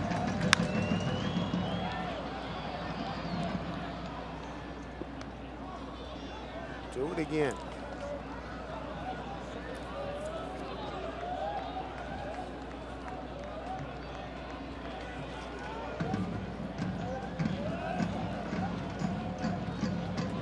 Coming off a 1 for 4 RBI day yesterday. 3-2 pitch. That is playable. Mark Canna, the third baseman, makes the grab, and Doolittle throws a 1-2-3-8. Joel Peralta will take over. He's going to face 9-1-2 in the order. Marcus Simeon's going to lead it off.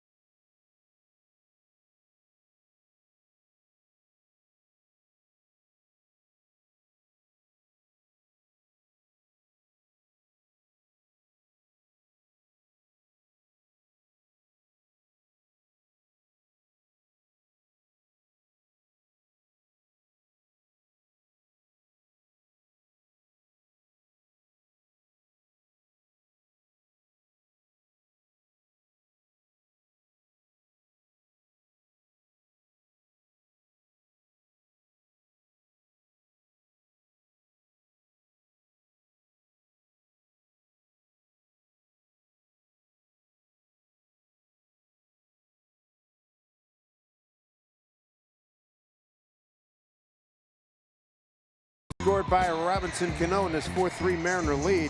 Make sure you join us tomorrow during the Mariners game for Twitter Tuesday. You're going to have 5 chances to win exciting prizes just by interacting with us on Twitter throughout the ballgame. Going to be posting questions. We want to hear from you, so be sure to watch and follow us on Twitter at RootsSports_NW. For giveaway rules, visit us at rootsports.com. Matchup for tomorrow evening's contest here from the Coliseum. CenturyLink brings it to you. Sashi Iwakuma goes against the ace of the A's staff, Sonny Gray. Of import right now, the 8th inning, and Joel Peralta. He's got Marcus Semien, Billy Burns, and Coco Crisp. And there's a ball or something out beyond left field, in left field. So that time has been called.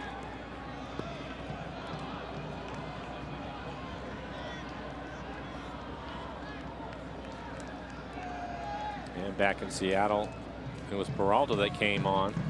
And Semien hit a home run off of him to tie the game up. Well, he'll be careful with him.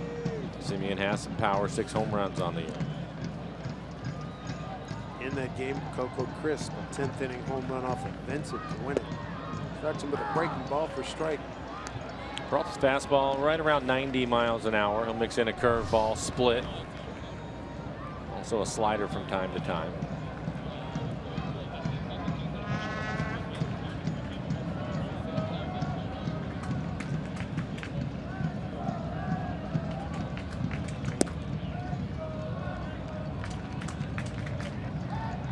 For Peralta, 10 appearances on the year, 1-0 record, 2.70 ERA, 12 strikeouts, 2 walks in 10 innings. Opponents hitting 171. Very similar situation back on Sunday, April 10th. Semien leading off, 3-2 pitch. He homered off of Peralta. This one right to Seager. Team play throws him out.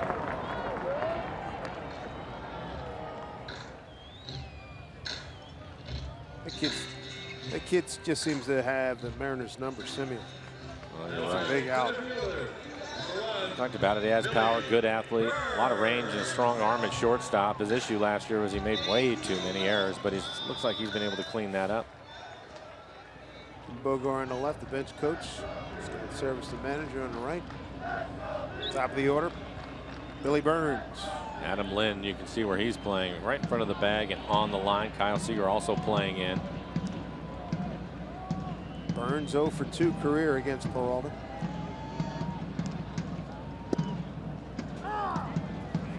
Burns today is 0 for 3. Hit a hard liner to Marte in the third that turned into a double play.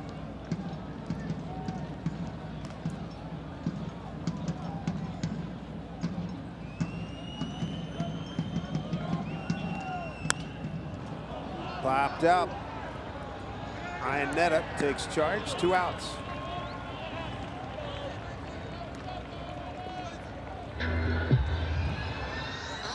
And now Coco Crisp. Coco 3 for 7 against Joel. And tonight for Mr. Crisp. Lined out to center, grounded out to second, and took a called third strike, 0 for 3.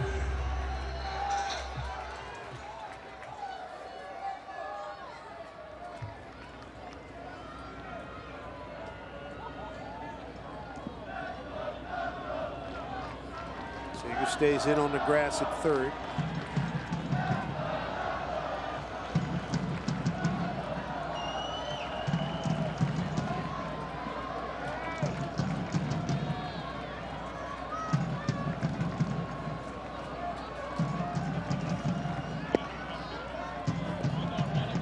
Ball 1 to Coco.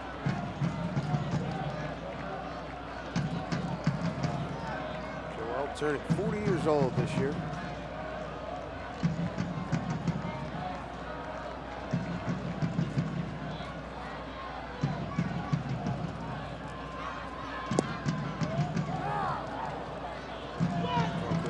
That 1-1. Thought it was off the plate. See on the EQC tracer, it was.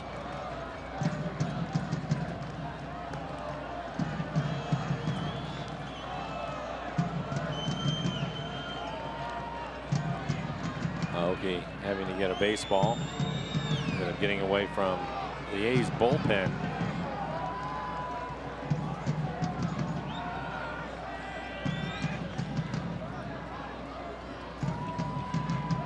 Rodriguez, Axford both getting loose in the pen.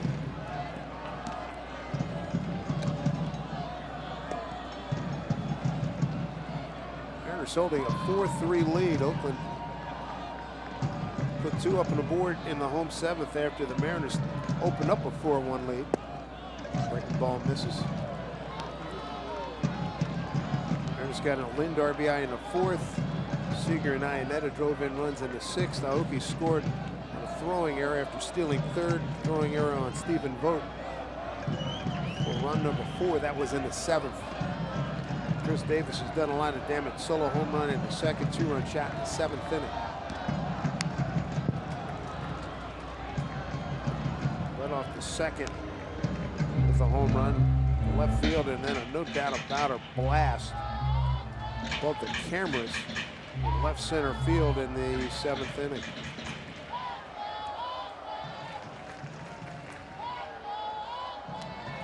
An announced crowd of 10,535 on hand here tonight. There's a look at Chris. First year with the A's after hitting a lot of home runs for the Brewers.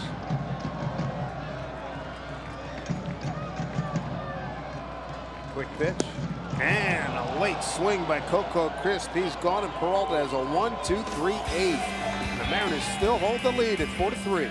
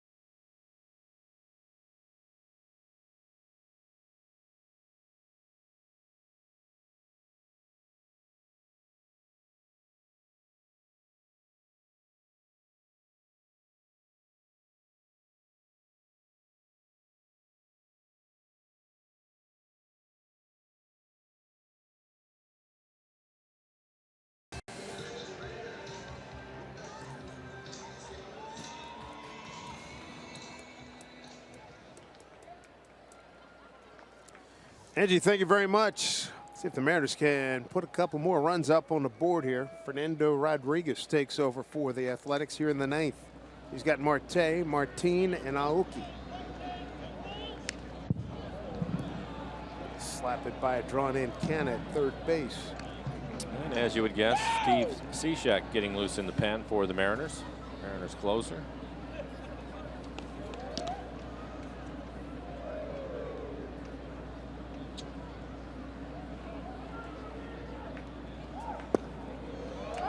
Strike 2 to Marte, who's grounded out the 2nd, struck out, grounded out the 1st, 0 for 3. Fernando Rodriguez, 11 appearances, 1-0 record, a 1.10 ERA. Opponents hitting 164 against him.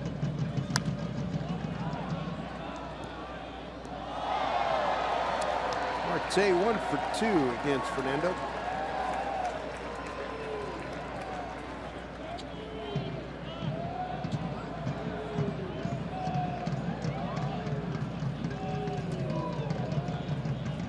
0-2. Way upstairs. Nathan Karn still in line to win this ball game for the Mariners. If he wins it, he'll go to 3-1.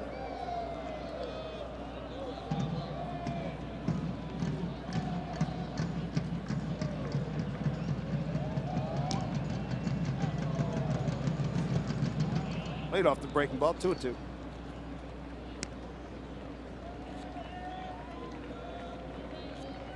Oakie's got 2 hits tonight. Cano's got 3. Cruz has 3. Lind with a base hit. Seager with a double. Iannetta with an RBI single.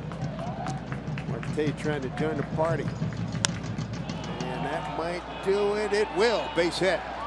Good for the Mariners. Get that kind of speed on the bases to start the 9th inning off. Marte his first hit. 1 for 4 tonight. Take a look at the swing. Set up on the outside corner. Ends up in the middle of the plate. Like a cut fastball at 88. 12th Mariner base hit. Mark Canada, the third baseman, playing in on the grass.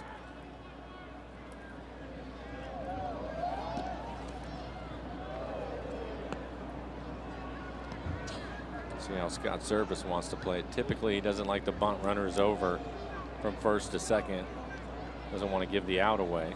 But we'll see right here. Martin can also bunt for a base hit. Mariners had 3 sacrifice bunts on the season. Aoki's got 2 of them. Canna creeping in. Back safely, Marte. Marte has the other sacrifice hit for the Mariners.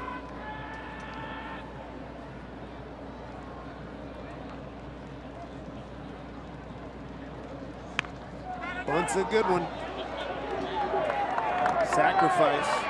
3-4. Job well done by Landis Martin. And really good speed at second base.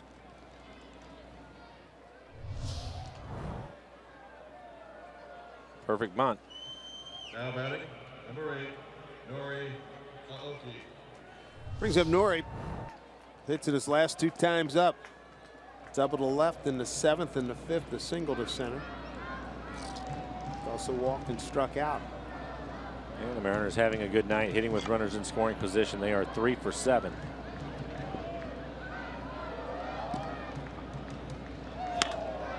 Slaps it left field. Davis is right there.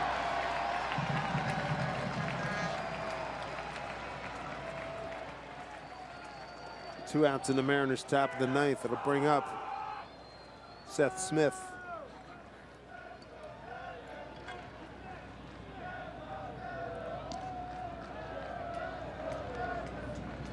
Now batting. Texas has beaten Toronto in Toronto 2-1. Angels lost at Milwaukee 8-5. Houston lost at home to Minnesota 6-2. There's Smitty. He's 0 for 4 tonight. Couple strikeouts. Couple ground outs.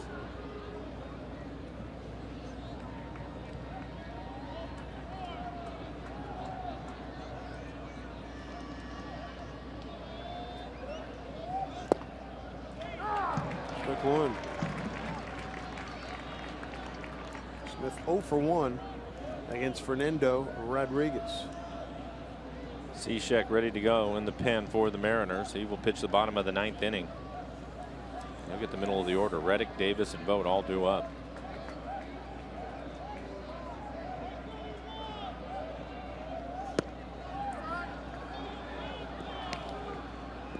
One and 1 to Seth.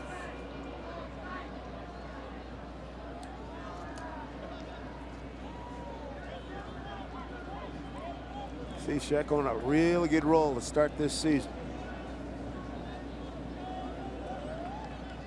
Marte, great speed at second base. 1-1 pitch to Nori. Ball 2. Check that. I said Nori to Seth Smith.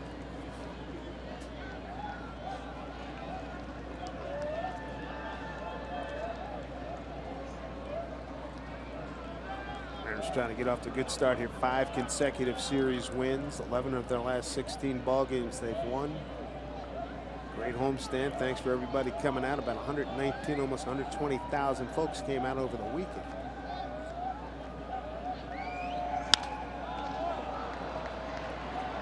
Easy play for Davis. Cishek's got a 1-run lead to protect when we come back. He's got Reddick. He's got Davis. He's got Vogt. Stand by. 4-3 Mariners.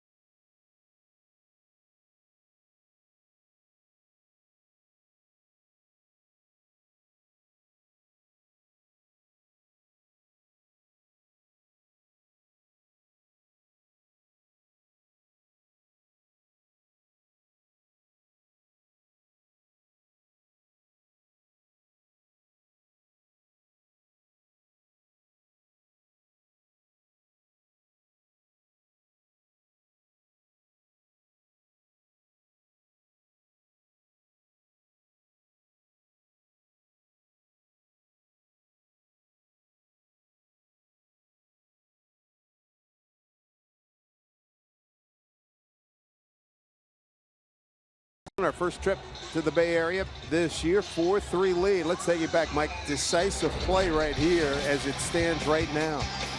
And we'll take a look at it. Aoki going to steal third. The ball gets away. Bad throw by Vogt. Can't help. Can't handle it. And Aoki will come home to score the 4th run for the Mariners. Thankfully, he heard Manny acting, got his head up, could see Manny waving him on and telling him to get up. After he got kneed in the face there on that play. Cishek's been outstanding. 10 appearances, perfect 6 for 6 in save opportunities. You can see his ERA 0.82, 11 strikeouts in 11 innings that he has pitched. Opponents hitting 179 against him. Side armor, fastball will be in the low 90s. Also mix in a slider and occasional changeup. Still working on things late in spring training. Had a couple of rocky outings. What's been the difference? I think for him, one, his velocity is up a good 2 or 3 miles an hour, but more importantly, his location has been excellent. Land guarding the line, which is that soft line drive right to him. And I think his breaking ball is slider. He can throw it on the outside corner to the right-hander. Throw it off the plate when he wants to. And again, the soft line drive right to Adam. 1 pitch, 1 out. Now batting left fielder, number 2, Chris. Adam right there, no problem. So 1 down, and that'll bring up a guy who's been a one-man wrecking crew here tonight. That would be Chris Davis, DHing. Solo home run in the second, 2-run job in the 7th.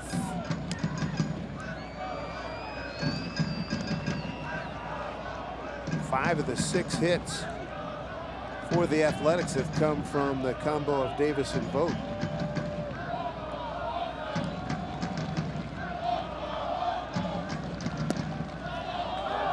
Strike. And we've seen it through the years, Dave. It's always a tight ball game here in Oakland. The last 4 one-run games, all of them won by the Mariners here in Oakland. Davis 0 for 5 against Cishek.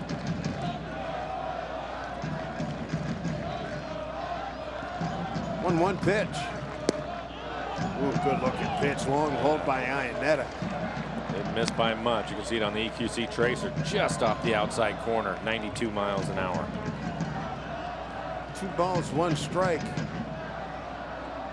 At the very least, you want to keep this guy in the ballpark. Chris Davis. 2-1 pitch. Lynn. Iannetta give chase. Oh, just out of room. That's strike 2 on Davis. 2-2 the count. They wanted to go away with the fastball. He left it on the inside corner and was able to get away with it. Watching Davis at home in Seattle and now here tonight. He likes the ball close to him. You have to pitch him away. Would not be surprised to see the slider off the plate away right here. Try to get him to chase it. 1 out, nobody on. Nursing a 1-run lead. Cishek, big pitch here at 2-2 to Chris Davis. There's a slider off the plate just a little bit too far.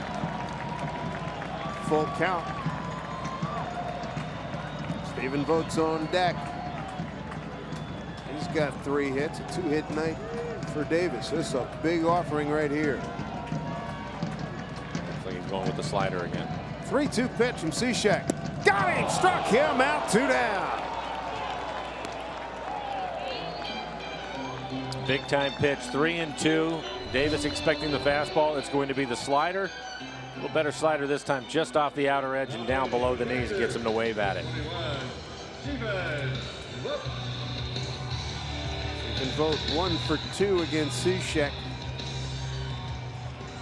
2 down here in the bottom of the 9th. And nothing changes here. You have to pitch him away. The Mariners will put the shift on. All the outfielders playing just in front of the warning track. Lind on the line at first base. No, in short right field. And there's strike 1. See Inetta again set up away. Throws him the slider at 79. Infield setup. Here's the 0-1 to Vogt. Cishek in charge right now. He's ahead 0-2. And 2 quality pitches. The first one the slider, and that last one a fastball at 92 again, right on the corner. You can see it on the EQC tracer. Perfect pitch. He's down to their final strike here.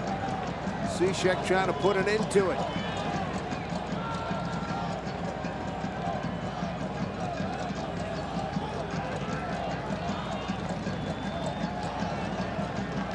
Cishek ready. The 0-2 to Stephen Vogt. Runs up high for ball 1.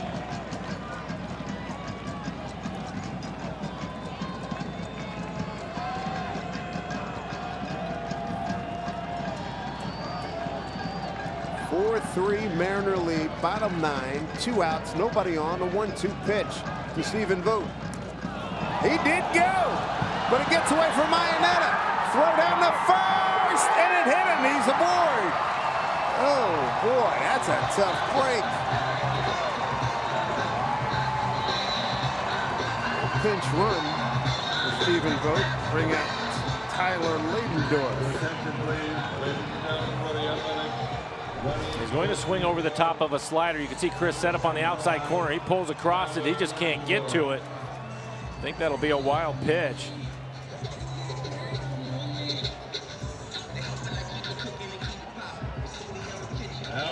So a strikeout, wild pitch, runner aboard.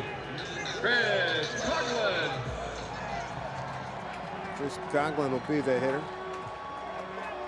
He's taking Cishek out. He's 1 for 1 with a home run. So sure Steve is well aware. Tying run aboard. Leidendorf, pinch runner.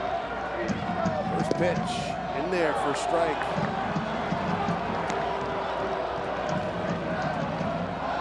And defensively, the Mariners will keep the shift on. Lind holding the runner on at first. All the outfielders playing in front of the warning track. Trying to stay away from the double. 2 outs, tying run aboard. 0-1 pitch. Runner goes. Here's a pitch. Throw down to second. No. Marte does a real good job to keep that ball from going into center field. Leidendorf, stolen base. I wonder if he had it in his glove for a split second. It looked like his glove ended up hitting the helmet of Leidendorf, and maybe that's what knocked it out. Chris Iannetta is going to 1-hop it down there, and in between hop. Marte trying to make the tag.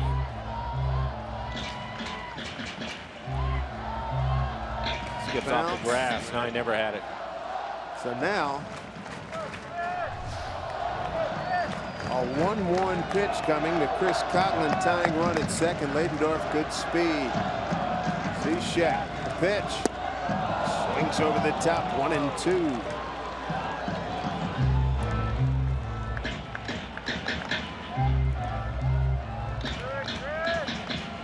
One strike away from putting this in the win column. Not without a little bit of sweat here on what has turned into a 57-degree night here in Oakland. Huge pitch. 1-2 pitch from Cishek. Missed by a lot. 2-2. And with the slider again, tried to hit the outside corner. It was off the plate. We talked about it earlier. It's 1-for-1 with a homer against Steve Cishek. A 2-2 pitch coming. Takes a look in, gets a sign from Iannetta. The 2-2 pitch. Backhanded, blocked nicely by Iannetta. Count runs full. He has thrown a lot of sliders here in this inning.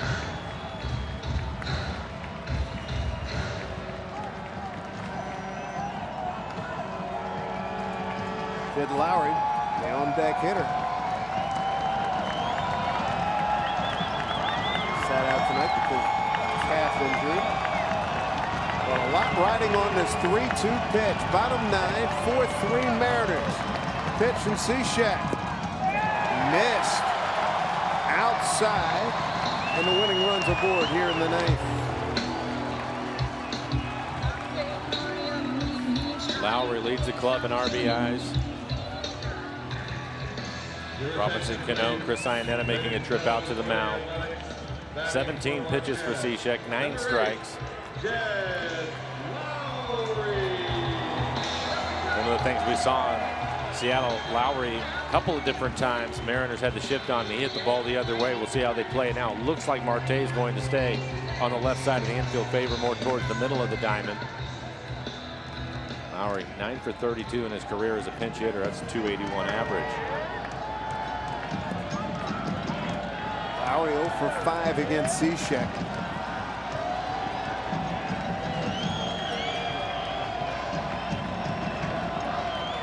Need to close to step up. Big. First pitch. In there for strike. Lowry thought it was down, but it's right there. Strike right at the bottom of the strike zone in the middle of the plate. Soft liner by Reddick. A strikeout of Chris Davis. Voda struck out, but a wild pitch. He gets first. A pinch run for him. Steal a base. Then Coughlin walks, and that's where we are right now here in the ninth. The 0-1 to Jed Lowry. Pitch. Swing and a miss. 0-2. So after all those sliders, and you can bet that Lowry was paying attention, he comes back with 2 fastballs, both of them at the bottom of the strike zone. This one on the outside corner at the knees, 92 miles an hour. Good movement on it. And a late swing. Cishek has the advantage right now. 0-2. Game on the line here. 4-3 Mariners. Pitch from Cishek. Outside. Oof, what a save by Iannetta.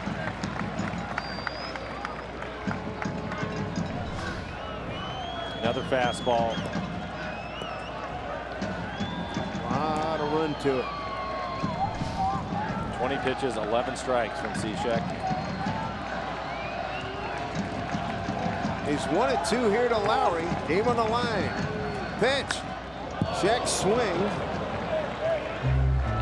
Stay alive. Elevated the fastball this time. Is not throwing in the slider. 4 pitches, all of them fastballs.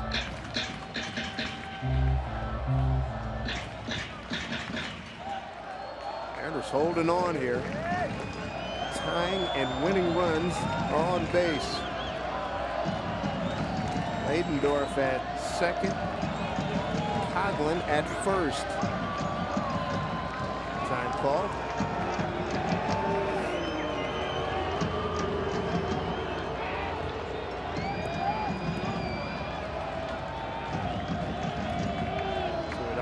Calls.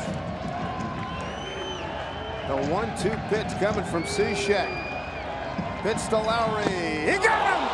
Struck him out. The Mariners hold on to win it 4-3. Take the opening game of this series here in Oakland. What a thrilling finish. For Steve Cishek, he had to get 4 outs in the inning. Ends up with 3 strikeouts. Good night for Cano. 3 hits for him. Scored a couple of runs. Lynn, Seager, Iannetta all driving in runs tonight, and Aoki stealing the base back in the 7th inning. A throwing error by Vogt, and he ends up scoring what proved to be the winning run. And we'll take a look at it. Smart pitching by Cishek. After all those sliders to all the other hitters, Lowry, a veteran watching, he came back and threw nothing but fastballs. First couple strikes down and away, and then elevated that last one to get the strikeout and end the game. Mariners have won 12 of their last 17 ball games and get this road trip off to a stirring start. They make a winner out of Nathan Carnes, who goes to 3-1. Graveman takes the loss at 1-3. Cishek 7 for 7 in save opportunities. Wow, what a start here in Oakland.